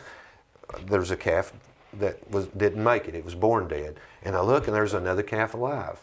So to make a long story short, this time I've got twins. One's born dead, one's alive. So I go to, it was real weak and couldn't stand up and all this, but it was live. It was a pretty little calf. So my daughter came over and helped me, and we bottle fed that calf for a couple of days. Finally, it didn't make it. But those kinds of experiences, I think, are great. I think that's what a lot of our kids are missing this day and time. You know, that farm experience. Not everybody wants to be a farmer, but or the the farm grocery experience, store experience. The grocery store experience is wonderful in my opinion, and my kids will tell you. I told them all this. The best experience you'll ever have is working in a grocery store. You won't retire from it. And granted, there are people that retire there, and I'm not putting them down. I'm glad they do, but you probably won't retire from it. You know, my youngest daughter is the last one, and she was going to school to be an accountant. She wasn't going to stay there, but she was a manager when she left, and they loved her, but she couldn't live on the pay. You know what I'm saying? And that's just exactly where I was at. But looking back on it, it was the greatest days. I mean, I loved going to work. I loved everything except the paycheck just wasn't livable. You can't live off of being a farmer either. I wouldn't want to be a farmer full time, but I love it as a part-time thing. When I get off from the job that I love, then my second job that I love is feeding cattle. It's almost something that has to take you have to think about it. I mean, it's not like you're playing tennis after work. You're going to something that has to take your mind off. Well, and it's different all the time. My job is different every day. I wear 10 hats a day, 20 hats a week. The hardest question I ever get from kids when I speak in schools is, what do you do? Because it varies. You know, for the next 2 months, 90% of my time will be spent on preparing and presenting a balanced budget. That's very complicated, and that takes a lot of time. The fact that the hats change all the time is hard for a lot of people to deal with, but it's the part I love, because you don't get bored. I'm never bored in my job. Well, then when I leave that, and it's a different challenge, and it's pretty much seasonal with the farm life. It may be hay feeding time, or it may be bush hogging time, or it may be, those kinds of things. Right now, it's going home and making sure. You like responsibility, don't you? I like feeling needed and wanted, I guess you would say, I guess responsibility goes along with it. I like being able to look back and see something like a Valker everything that was you've built, mentioned, you were responsible for. or at least partly involved. Corky obviously called you for a reason. He didn't call me. He called you. That's true. He might have called you today, but back then you were too young. Yeah. I don't know. The radio business I really loved. I joked about it, I think, before we started. The part I liked about it was I said I have a face for radio and not TV. And the only reason I'm surviving right now is I'm not worrying about what I look like. Mm-hmm. I gave up on that a long time ago. God gave some people looks and other people He didn't. With radio, you didn't have to worry about what you look like. Mm-hmm. You had to worry about whatever you were doing. And back then, that was a pretty complicated job with all the buttons you had to push and all the machines you had to work.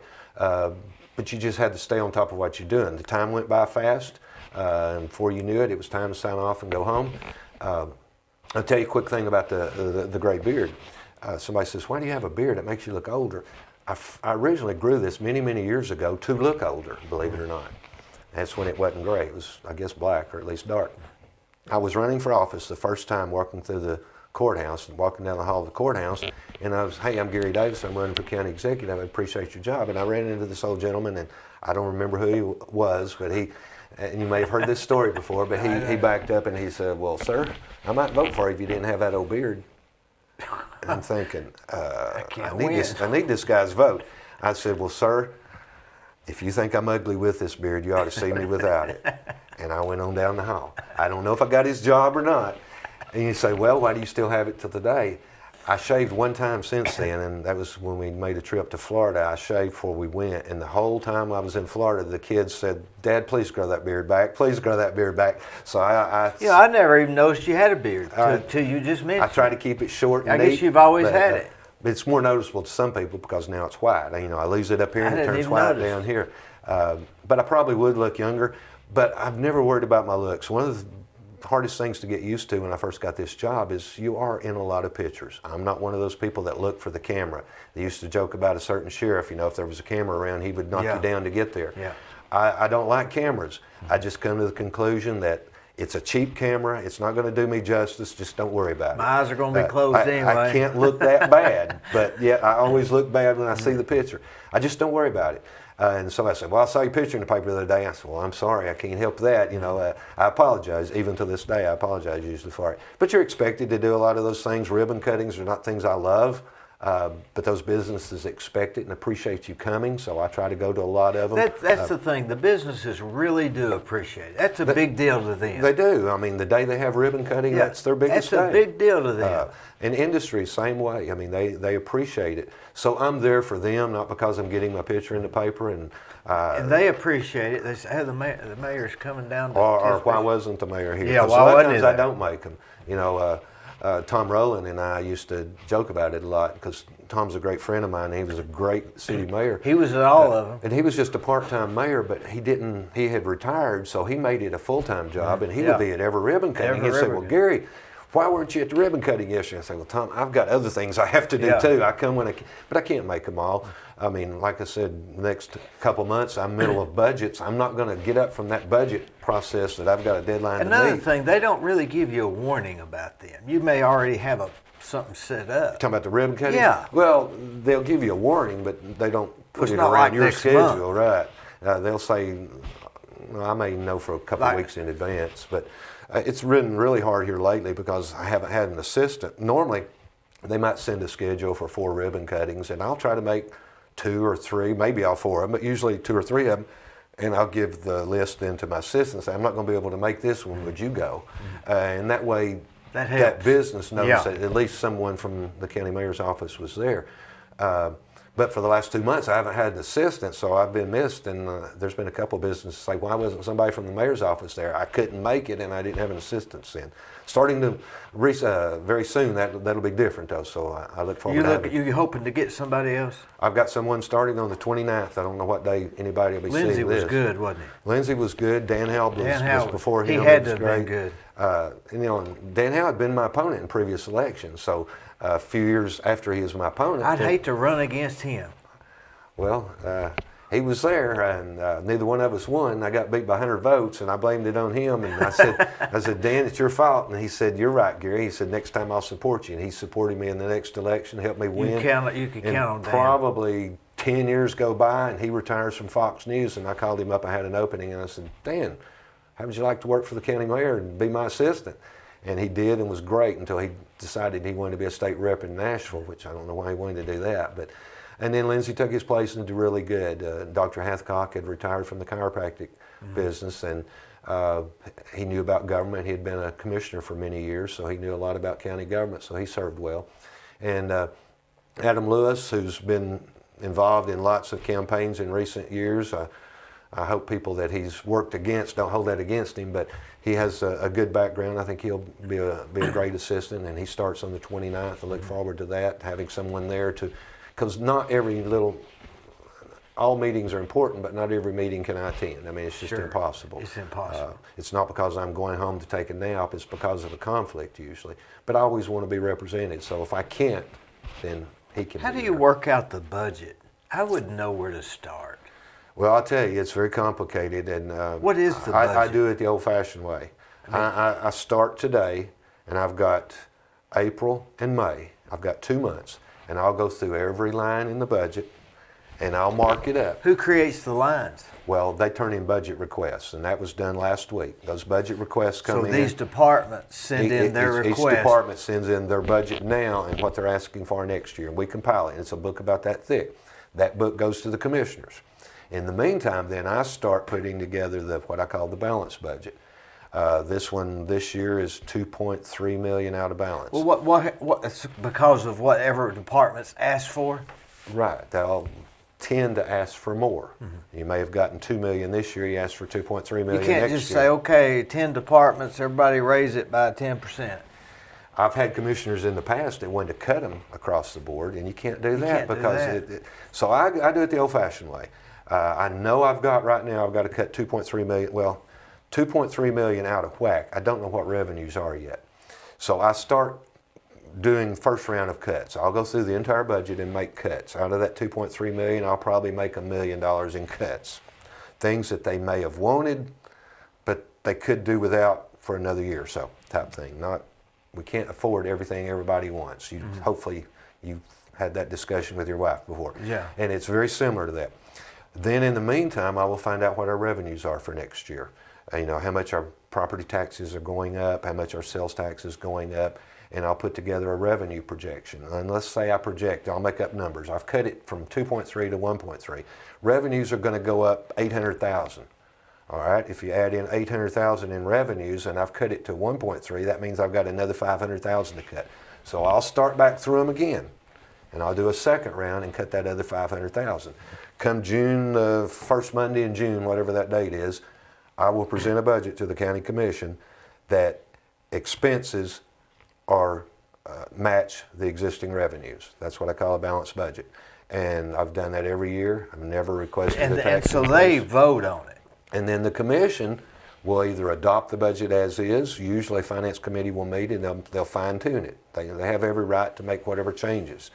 All I ever ask them is, guys, if you want to add $1,000 to Dee Burris's budget, you need to cut 1,000 from somewhere else because I've got it balanced. Don't get it out of balance. And that has worked 21 What to raises 22 revenues? years. All right, that's another thing. A lot of people in the 2019 argument over raising taxes. I've never proposed a tax increase. That's why they call you tightwad, right? Well, it's partly because of that, but it's also partly because of what we were talking about. We grow the community. We grow the community in two ways. We grow business, we grow industry in our community, bringing in new businesses and bringing in new industry and bringing in more people building houses, as you well know. That's growing the community. At the same time, we've grown the value of our community. Gosh, I should have done my homework before we talked, but I'll make up a number. When I went into office, a penny was worth maybe, we'll say for the sake of discussion, $100,000. Now it's worth $200,000, that same penny.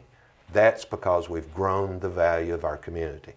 Surrounding counties have not done that. Not the same thing. So in other words, the extra money one year would be because somebody built something somewhere and they got taxed for property. The growth in property, building, and industry and business, that's growth. But growth in value is what you're not catching. Very smart people would say, Gary, you've been in office 20 years, why can't you support a tax increase? And I said, because we grow our community, but we also grow the value of our community. When that penny went from 100,000 to 200,000, we just doubled our revenue. You follow me? How did that penny grow? Because where you live today, let's say you gave 200,000 for it, and you sell it tomorrow for 300,000, there's 100,000 in growth. That's value. Now your taxes went up because the value grew, but I can have a discussion with you about your taxes going up because your value went up.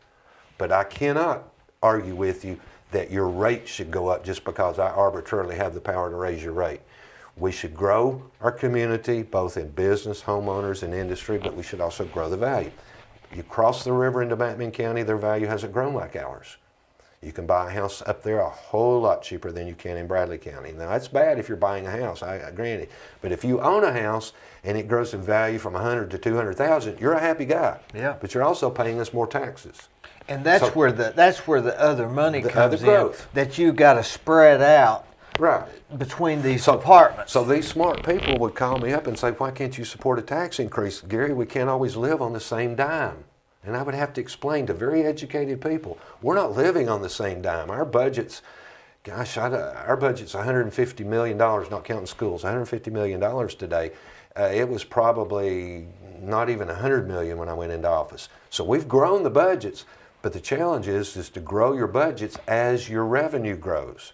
So if you're building that's why they more call houses, it a balanced budget. that's a balanced budget. If you keep them in line.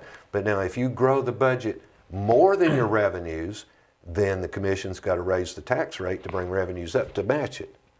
I've always presented a budget that was balanced in the fact that we had enough revenues to cover the budget. That's just simple math, right? It is, but it is hard to get people to understand the growth, the value, the growth in value. Like I said, I'm talking about well-educated people. I believe more people realize that. But you wouldn't believe how many times people would say to me, you can't always live on the same dime.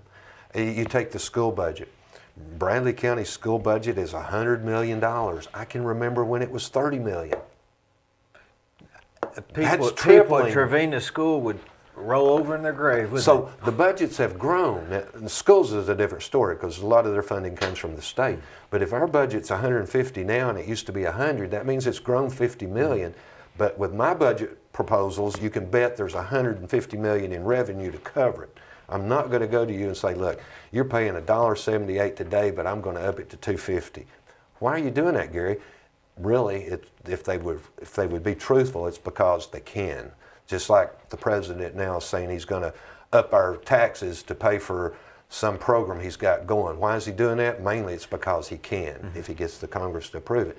I don't have that attitude. I treat the county's budget just like I do my budget at home. If I'm making $50,000, my expenses are going to somehow be within that $50,000. Now, I also believe no matter what you make, you'll spend it.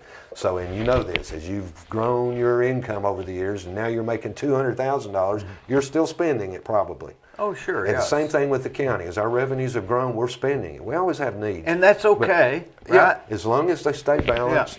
I don't think you ought to grow government that much, but you're always needing to replace fire trucks and ambulances and sheriff's cars and things like that. And you're always needing to give salary increases to the employees. Hopefully you don't have to buy a new police car or a new sheriff's patrol car when you need to buy a new ambulance. Well, you try to stagger them and do some every year is what it amounts to, if in my budget proposals at least.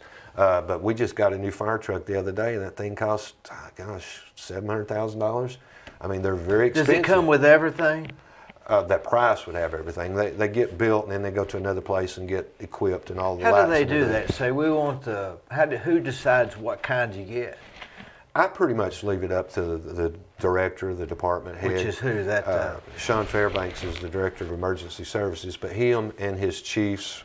Well, now we've got fire trucks that we mimic. This new one we just bought was like the ones that we'd bought 4 or 5 years ago, except updated. They'd gotten too many miles on them, so we're not creating the wheel, so to speak, now that we've got fire trucks like we like them. And the same thing with ambulances, the big internationals that are all over town now. We've still got a few of the little Chevys, but we're trying to replace all of them with the big internationals. Do the new ones do more?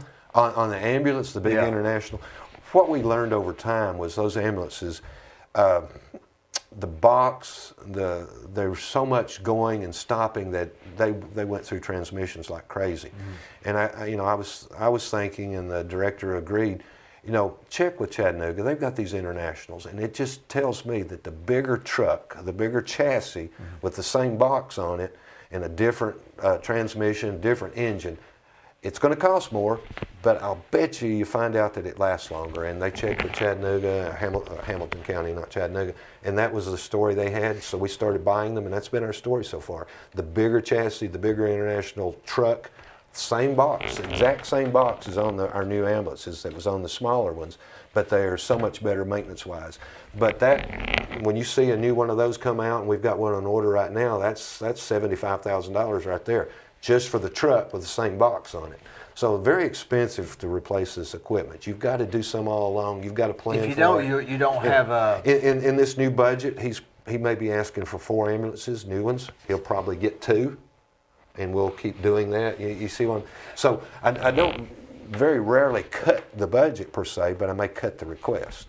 That 2.3 million is requested increases, and it'll get cut back to a smaller amount that'll match the revenue. At the end of the day, we do fine.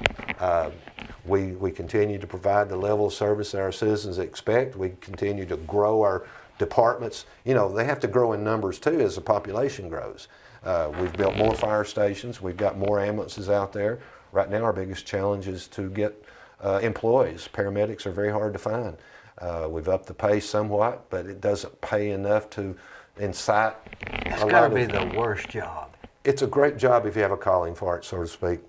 If you If want to be it's out your there thing. saving lives, you don't want to go to med school for 7 years or whatever and be a doctor, but you still want to save lives, you can become a paramedic.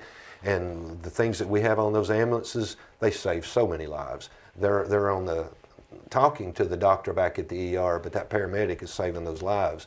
And you know, I get stories all the time from people. Hey, last week a guy called me and he said, you know, your paramedic saved my son's life last night. And he had a small baby, had an issue. I don't want to say a whole lot about it, but in his, you know, they'd saved his son's life last night. You know, so those paramedics, they have a calling, so to speak. They get paid decent pay, but they should be paid a whole lot more. You know, how do you go from in the morning, you're trying to find out what kind of defibrillator is best to put on an ambulance, and then after lunch you're dealing with this industry that may come, and then you get home at night and say, oh shoot, I forgot to call about that stop sign down on Hancock Road. You know, the best thing about the job is the many hats, because I don't get bored. Do you keep a notepad? Yeah, sort of. The hardest thing about the job is changing. You know, I'll go from meeting to meeting to meeting on some days, and they're all different subjects. You know, I am having a meeting with the Director of Emergency Services about things needed at the ambulance service, and then I go to an industrial recruitment type meeting, and then I go to, you know, and changing my thought process, because I hone in on one, and so it's a challenge to do that, but we all have challenges. But you keep a notepad? Well, I'm pretty dependent on the computers as far as the calendar is concerned now, and I've got it on my phone, sort of. I'm more dependent on that than I've ever been. How many meetings you got tomorrow? Specific meetings. Today is Sunday, and then back up. I also keep the old-fashioned calendar on my desk, and so it's written down there. I usually transfer it to my computer. Sometimes my secretary will notice that I hadn't put something on the computer, and she'll put it on there for me, because when I'm away from office, that's what I look at. You know, coming here today, I haven't done that yet, but I will look at it eventually sometime today and see what's going on tomorrow. I know tomorrow's sort of a lax day because it's the 5th Monday. What's great about a 5th Monday? There's no county commission meeting. Every Monday, every week starts out with a commission meeting, and so that's a different hat also in preparing and getting ready for that. I don't have a commission meeting tomorrow, and I really don't know what's up. Hopefully it's a lax day. For the next 2 months, if it's a lax day, what will I be doing? I'll be behind closed doors working on the budget, because I have to do that in and around all these other things. At the end of the day, when you have a balanced budget, it's a very rewarding feeling. As I've gotten older, I don't enjoy it as much as ever since the infamous tax increase debacle that happened a few years ago. It's not as enjoyable, because go back to that year, and I don't really want to talk about it and the commissioners involved, but I spend all this time getting a balanced budget, and then you just want to totally disregard it and raise taxes? Come on. But that's water under the bridge. I always have that fear now. Now, granted, they can always make changes. That sort of opened the door. It made me realize something I'd never dealt with before, is what it amounts to. I can remember many years ago a certain commissioner was on there that was much tighter than me, and he changed my budget proposal $1 million. It was that guy that always voted no on everything. No, it wasn't him. It was a smart, but he was conservative, but he also had his own ideas. So I do a budget proposal that year, and he had the votes, and he changed it by $1 million. And I don't remember what it was. I don't remember things like that, because it doesn't do any good. But he changed it to $1 million. But at the end of the day, it was still a balanced budget. There was no tax increase. They have that authority. That's their prerogative. And you need all those voices for that. And so it's not like I present it, don't touch it, you're not changing it. No, I present it, and you have the opportunity. The thing is, I have worked with them before I present it. I know mostly what they're wanting to do. May or may not agree, but if I can work in what they want to do into my proposal, if I can make it work and still be balanced, then I want to take all those precautions and address all those issues before. Like I may know this commissioner is looking to do some more money in this area. I'll try to do that in my proposal so that when it comes time, he doesn't have to change anything. And so most years there's not any major changes. That $1 million change, and that was many years ago, was probably the biggest one. But again, and I've been a commissioner. I was a commissioner. I was on finance committee. You take that budget and you can change it, but I'm presenting it to you balanced. Just don't get it out of balance. That's all I ask. You know, if you want to spend $1 million more on the ambulance service and take it away from Parks and Recreation, let's have a discussion about why you shouldn't do it, but you have the prerogative to do that if you have the votes to do it. So that's fine and dandy, but I don't want, and I have the fear, I don't want to have wasted 2 or 3 months of my life getting it balanced and you totally disregarding it then. Because you've been looking at it. It's not like you hadn't looked at it. And I look at it all throughout the year, so I know what's going on in these various budgets. I know who had too much money this year because of things they did because I pay all their bills, I do all their payroll. I know what's going on in those budgets. Once the budget's approved, it's their budget. But I still watch it and I know that, well, they must have had too much money there. They gave a bunch of bonuses. So at budget time, I know those things. And You sort of tell who's heavy. Yeah, early on, right now, I would say hardly anyone is heavy. Right. They all do a good justification of what they have. Most everybody has the attitude, you know, you tell me to ask for what I need, but as long as you give me enough to get by and able to improve my services, I'm going to appreciate it. Dan Gilley was good at that. Dan Gilley always asked, you might say, for the moon. He never got the moon. And boy, it was tough when Dan was sheriff. He was good. You would say we might butt heads. He never sued us. I never got sued by Dan Gilley. But it was a fight during budget process. And then after the budget, I'd present a balanced budget, and he would have gotten, maybe he asked for $500,000, he got $300,000.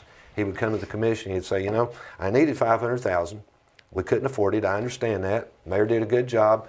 I'll make it work, and I appreciate it, Mayor. And he'd go on. That's pretty much the attitude across the board now. You can't get everything everybody wants, and a lot of people don't even ask for increases. They just want to continue providing service like they're doing. But you take somebody like an ambulance service or a sheriff's department or a fire department, these equipment things will make theirs jump. You ever feel like George Bailey? Remember on that movie, It's a Wonderful Life, where he's having to divide up all the money? Yeah. The bad thing of it is, used to, I felt like anyway, at the end of the day, everybody's mad at me, nobody's happy. But now I think they see it differently. You know, you may have $1,000 too much in this line, and you know, you hear the stories about federal government. Well, at the end of the budget year, they're buying $1,000 hammers just to spend the budget, because if they don't, they won't get it next year. You know, early on, I would tell them, look, if you've got $1,000 left, leave it. Don't spend it. It'll come back to the general fund. I won't hold it against you next year, because for whatever reason you thought you were going to need it and you didn't. I'm not going to hold it against you. Most of them know that now, and so the camaraderie and the working together relationship with all the departments is much better. I don't hear anything negative about Gary Davis. And I would hear, I'm out in the community. I hope not. I realize it's about perception, and that kind of bothers me, because I have no control over perception. The perception is that you're trying to keep the taxes down. That's true, and even though some brag and say, well, yeah, I like him because he's a tightwad, I don't like that thing about me. I want the perception to be, I'm trying to keep the costs in line with the revenues, but I'm also doing everything I can for your department. You know, I think that's slang. I think slang for that is tightwad. Yeah. You know what I'm saying? It's almost a compliment. I would take it as a compliment. From some, but then it's not from others. And I don't think I am a tightwad. It's just that, and in the same way at home, I use this example sometimes. My wife, and she wouldn't do this, but if she said, Gary, I need a new car and I need it now, she knows I'm going to say, look, I will try to work it in our budget, but it may take us a year or two. You see what I'm saying? Just because she says I need it now. You're physically responsible. And I think that's what the citizens expect. I know that's what they deserve, and I'm not saying that politically. It's the truth. I mean, it's proven year after year after year. I've presented 20 balanced budgets. I'm not ashamed of any of them, and Not one of them requested a tax increase, and yet look at Bradley County today. I mean, we're light years from where we were when I went into office. I'm not saying that's because of me, it's because of a lot of things we've talked about, but budget-wise even, that budgets have grown. We went to work immediately growing the value of our community. We've done well. We went to work continuing to grow our community. You know, in 08 and 09, you probably weren't building quite as many houses. Last year during the pandemic, you were, I think. Building really boosted. But there's times that things like that have slowed down, Sure. but our values continue to grow. When Stanley does a reappraisal this year, more than likely he will say, look, values increased 10%. What does that mean? The county commission's going to lower your tax rate 10%. Every time that's happened, we've lowered it because we can't bring in more money from a reappraisal. Stanley reappraising your house, It's supposed during to the even reappraisal, everything out. The revenue will stay even.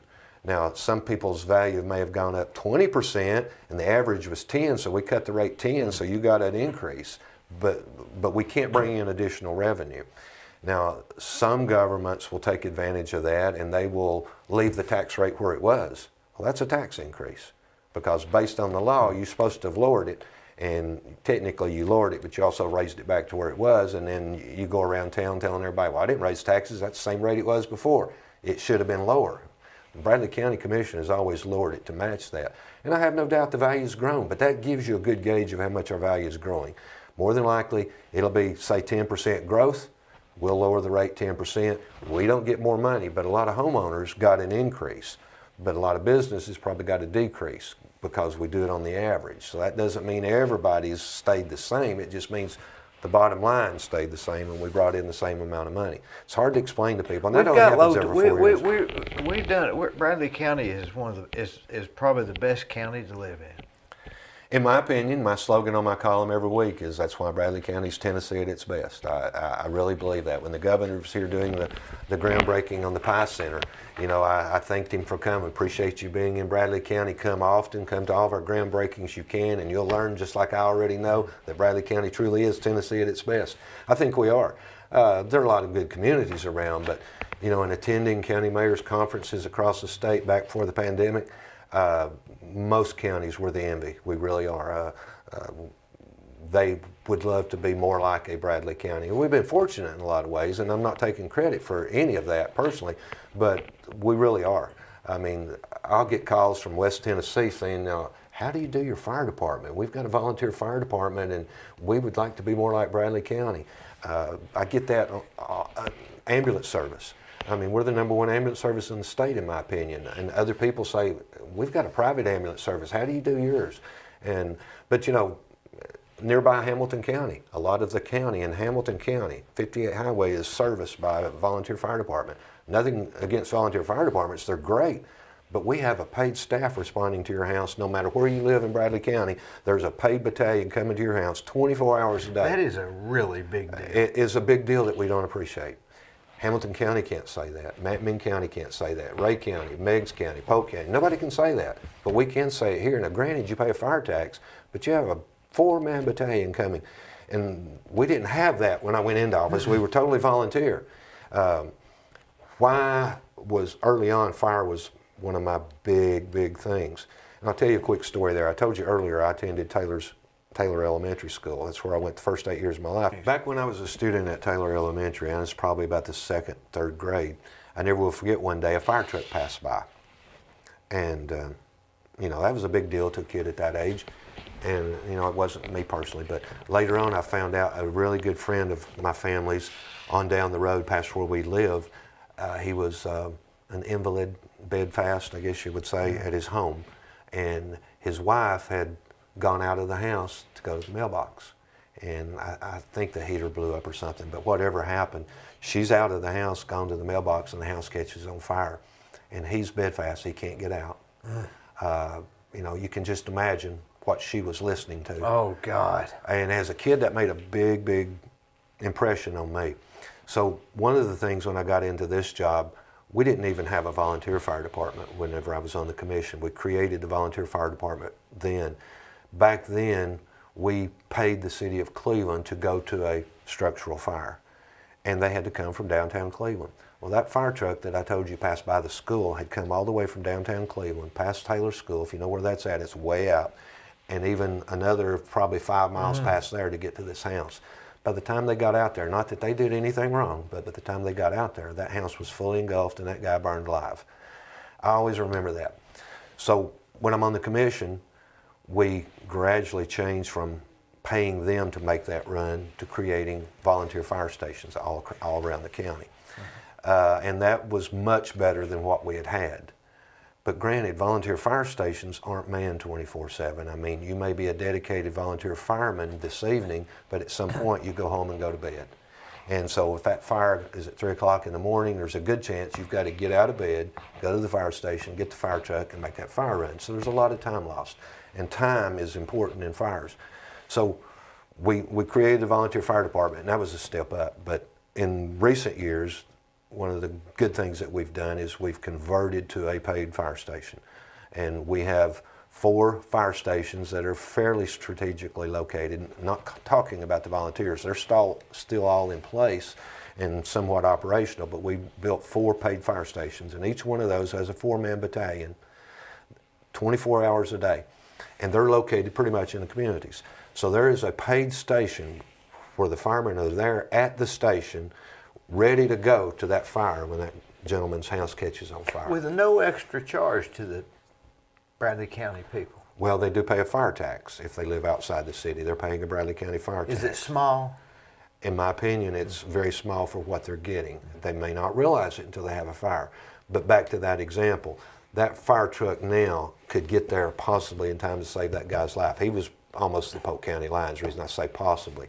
But they're in these areas. So no matter where you live, you have a 4-man battalion of paid firemen coming with modern equipment to your fire. That, again, is unheard of. One of the very few counties, if you take out the metros, we're one of the very few counties in the state of Tennessee that can say that. So that's something I'm very proud of, even though it's been controversial getting to this point. I'd like to segue from that to other things. You know, you talk about, were you prepared for the job? I felt like when I was elected, I was prepared for the job. I'd served on the commission. I'd been very involved in my community. I'd been politically involved. So I thought I had, but I hadn't. And years and years into it, you know, in 2011, I had been a county mayor for a while already, and we had the devastating tornadoes come through. That was the first major experience of something like that I had dealt with. We were able to get through that. We cleaned up you know, it came through it came through Hamilton County before it got. We were cleaned up in Bradley County before Hamilton County had even started their cleanup. And that's not bragging, that's just a fact. We spent over $1 million doing the debris cleanup. All we can do is clean it up if volunteers brought it to the roadways. Where do you get that extra $1 million? That's back to good budgeting and so forth, but that's another story. But anyway, we had it to use, so we used the $1 million and we cleaned up the community, and about the time we're getting through, that same company went to Hamilton County and started cleaning up down there. We were light years ahead of nearby Hamilton County. We spent over $1 million and we recouped 100% of it. Now that's a lot of paperwork. You're only promised 88%. And that particular catastrophe, we recouped 100% of it. So we put it back into this same fund, and it sits there. 2020 rolls around, and I had a lot of new commissioners, but on this subject, they really trusted me. And I went to them and I said, look, it's not my first rodeo here. We've been through this before. I'm not bragging about it, but it's almost the same situation. I said, we need to put out to bid, get a company in here as soon as we can to get this debris cleaned up, because we need the streets cleaned off. And in the meantime, volunteers can start bringing the debris to the roadway. Volunteers did that, and the East Cleveland community. So we spent $1 million, that same $1 million, but we spent $1 million again cleaning up the East Cleveland community. That one was, even though it wasn't my first rodeo, it was a very different experience, because that tornado had come through a very elite neighborhood in Hamilton County and came on up to Bradley County and just wiped out the poor section of Bradley County. And it really affected me because, you know, and it's right during the pandemic starting too, but I would be over there every day walking the neighborhoods. These people were so great. They had lost everything, but they didn't know it. We had food trucks to feed them, And, I would walk the neighborhoods and I would run into somebody and say, ma'am, we've got food down here. If you just walk down the street, we'll feed you. Ma'am, why are you still in this house? Yeah. We've got hotels for you. You had to beg them to take advantage of those things that were being offered. I would walk around passing out $100 Walmart gift cards. Ma'am, we've got a hotel for you. If you'll just go to so-and-so, we'll take care of it until we can find you a place to stay. Oh, I don't want to leave. This is my home. I walked up to a house one day. I was afraid to walk in it, but a woman walked out of it. And that was the story. And I said, ma'am, get to a hotel. We'll put you up there until we can have longer place for you. In the meantime, here's a $100 gift card. Go buy something that you need and go stay in this hotel. And on the way, there's a food truck down the street. They wouldn't take advantage of these things. You almost had to make them. I went to that lady's ribbon cutting, you might say, a few weeks ago. And not Bradley County, but one of these, there's 3 or 4 religious organizations that does wonderful things in our community, or all over the country, but especially in our community. And they had on this lot where the volunteers got it to the right of way. We hauled it off, we landfilled it and burned it with one or the other, cleaned off the lot, and for months and months it was just a vacant lot. I went back a few weeks ago and this beautiful house, brand new house, built by these people, fully furniture and everything put in it by another organization. And and she shows up, she hasn't seen it, and we have the ribbon cutting, and she goes in, and her and her husband, nicest house they've probably ever had, but a brand new nice house. There's so many of those stories, and that was true in 2011, but in 2020, because of the people that it involved, we could do a show just on this. They didn't even have insurance. Many of them didn't have insurance. These people didn't. Yeah. But they weren't asking for anything. I never, and I'm not saying it for a personal reason, but I just felt the need. I would go park and I would walk. And one day, somebody comes along and they says, TV station's down the street. You need to come down there for an interview. I said, I'm checking out these neighbors. If they want me, they know I'm walking the streets. And I've had them a time or two actually run me down to interview me, but they interviewed me walking. I didn't go to those stupid news conferences. That's not what I'm about. But I kept every day finding more and more people. And it was amazing because they had lost everything. I said, one gentleman, I said, why aren't you at that? This is 3 or 4 days after the tornado. I said, we've got hotels for you. The Red Cross is paying for hotels. Why aren't you over there? I don't want to leave my home. This is all I've got. I said, go stay in a hotel. We're going to take care of it. It'll be okay. And of course, it takes time. When government's involved, it takes time. But that's been a year now, well, almost a year. Not a year until sometime in April. But probably 10 months later, many of those have new homes. I went to one that had a brand new mobile home moved in. A lot of them lived in mobile homes. Some of them have used mobile homes moved in, and they're happy as a lark. I went to this one lady, she had a mobile home, and someone bought and replaced her mobile home with a brand new one. And she was so happy, and it was fully furnished and everything. The difference is with these people, they had nothing, they lost everything, but they didn't really have much to lose. They lost everything, and they were so happy and appreciative, and I was never asked for one thing. When I gave somebody a Walmart gift card, they didn't ask for it, I promise you. I don't like giving the person with a sign that says, that bothers me because there's jobs out there, usually. But these people weren't out with signs. They weren't asking for a thing. You had to make them take it. And so it's been so rewarding. Along about the same time comes the so-called pandemic, which was another hat that I wasn't trained for. Donald Trump wasn't experienced in this. Nobody was. I never will forget, along about the same time the tornado, we had our first death. This is something we're all having to learn from. The numbers kept getting higher and higher, and people are dying like crazy. And then this political war starts about, hey, it's not real, it is real. I'm not wearing a mask, you should wear a mask. Everything has gotten so political. When the mask mandate was handed down from the governor didn't want to do it, but he wanted to give us the authority to do it. I said, look, I am not mandating anything. Government doesn't need to be telling you what to do, but I am going to spend my time, again, walking through these communities, so to speak, and encouraging people to wear a mask. You need to wear a mask. You need to do all these guideline things. Will they cure it? Probably not, but it's all we know to do, is my position. And in the meantime, I get people daily, tens and hundreds of emails. Why won't you mandate masks? My mom's about to die, and if she dies, I hope you die too. You wouldn't believe the stuff I got from these people. But I contended to continue down that same path. I'm not going to make you by some crazy mandate that's unenforceable anyway. But I think that the people, if they know to do it, will do it. Now, I've got relatives that will not wear a mask. I understand. I understand the argument both ways. I really do. But what I've tried to get everybody to understand is let's do all we can. Do you not know a family member that's had COVID? Do you not know a family member that has died?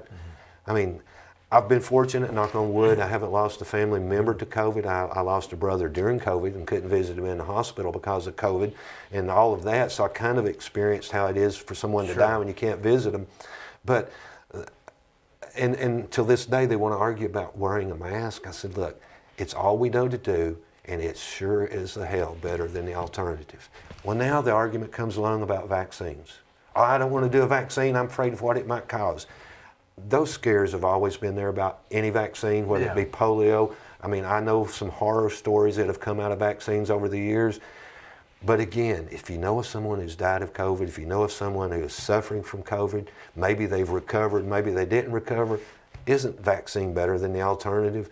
So, you know, getting people to abide by the guidelines was a challenge that I never dreamed of having to deal with when first elected or even elected the last time. How would you know? Getting people to take the vaccines and accept it. I've got family members, many family members that won't do the vaccine. I've had mine.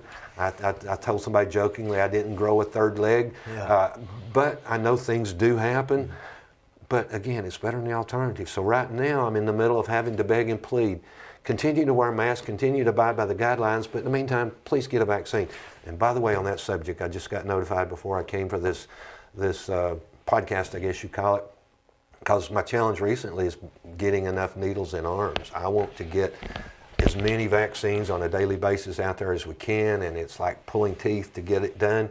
But the health department sent me a thing just a little while ago that we've got some appointments available Monday and Tuesday. If you need a vaccine, how old are you supposed to be? You go on vaccine.org, I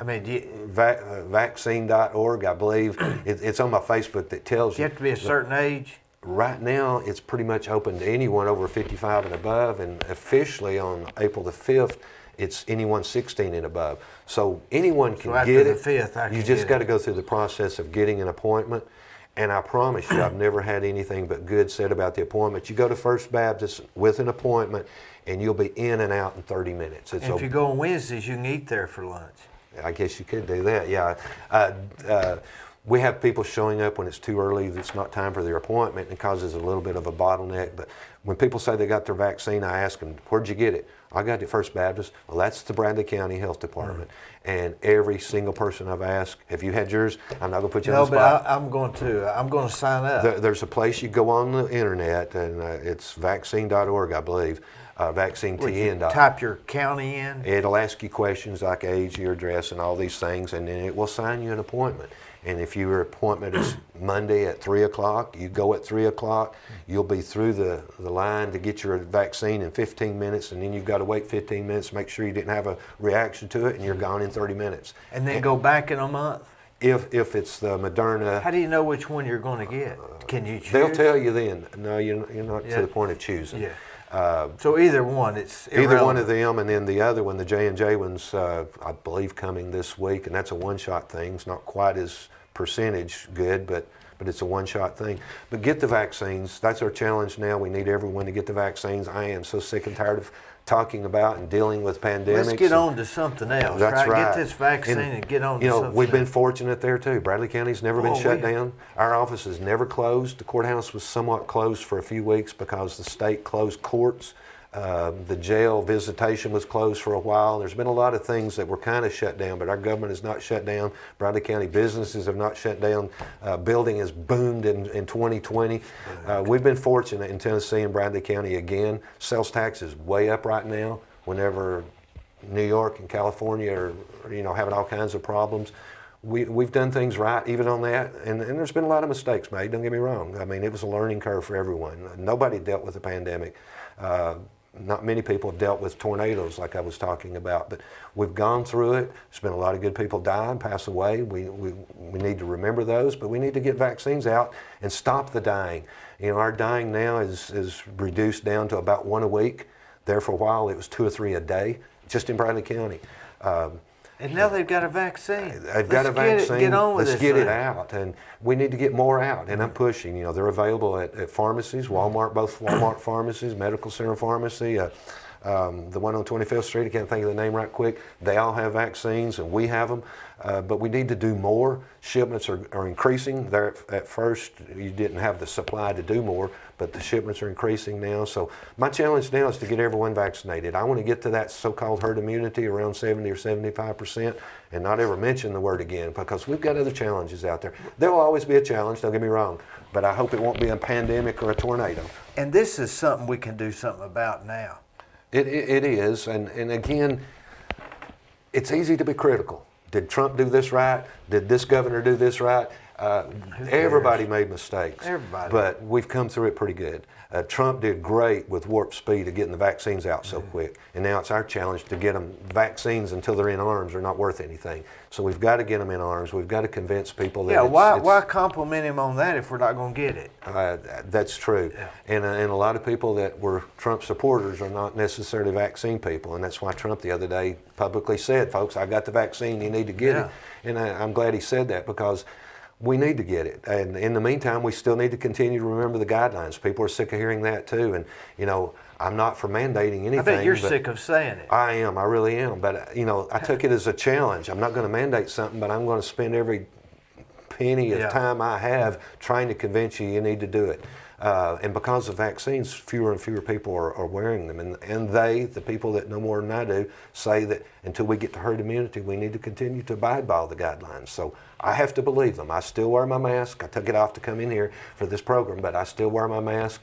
But people are so critical right now because they've gone through so much over the last year. I mean, I'll have my picture made in the newspaper and I didn't have my mask on. What they don't realize is I had my mask on just before they took the picture. Yeah. I took it off, I put it right back on. But they're so critical. And, you know, somebody one day emailed me and said, I drove by and you were on a tractor and you didn't have a mask on. Well, no, I'm out in the middle of a field. I didn't need a mask. But I still promote it. But I don't think you ought to mandate it. And I think we've done good by not mandating it. I don't think that was a mistake at all. And whether masks helped or not, nobody knows, but it is a good thing. I think we need to keep promoting it, get vaccinated, and then we'll get back to talking about, and we recruited one industry during this time that's down there building now. If you look at the new industrial park, it's great to have one. We should have 2 or 3, but we've got one that in the middle of a pandemic agreed to come to Bradley County and spend millions of dollars building a facility. That's wonderful. So great things keep happening in Bradley County. I can't say enough. Not because of me, but because of everybody working together. Bradley County is just a wonderful place to live, work, raise a family, as I always say. But it's because people like me work for the greatest people in the world right here in Bradley County. I love Bradley County, and because of that, I hope to continue to work for Bradley County for a while. Well, Gary, you've done a great job. I know it, and the Bradley County people know it. And Well, let's have another 23 years. I hope so. Not 23 years, but thank you. I appreciate it.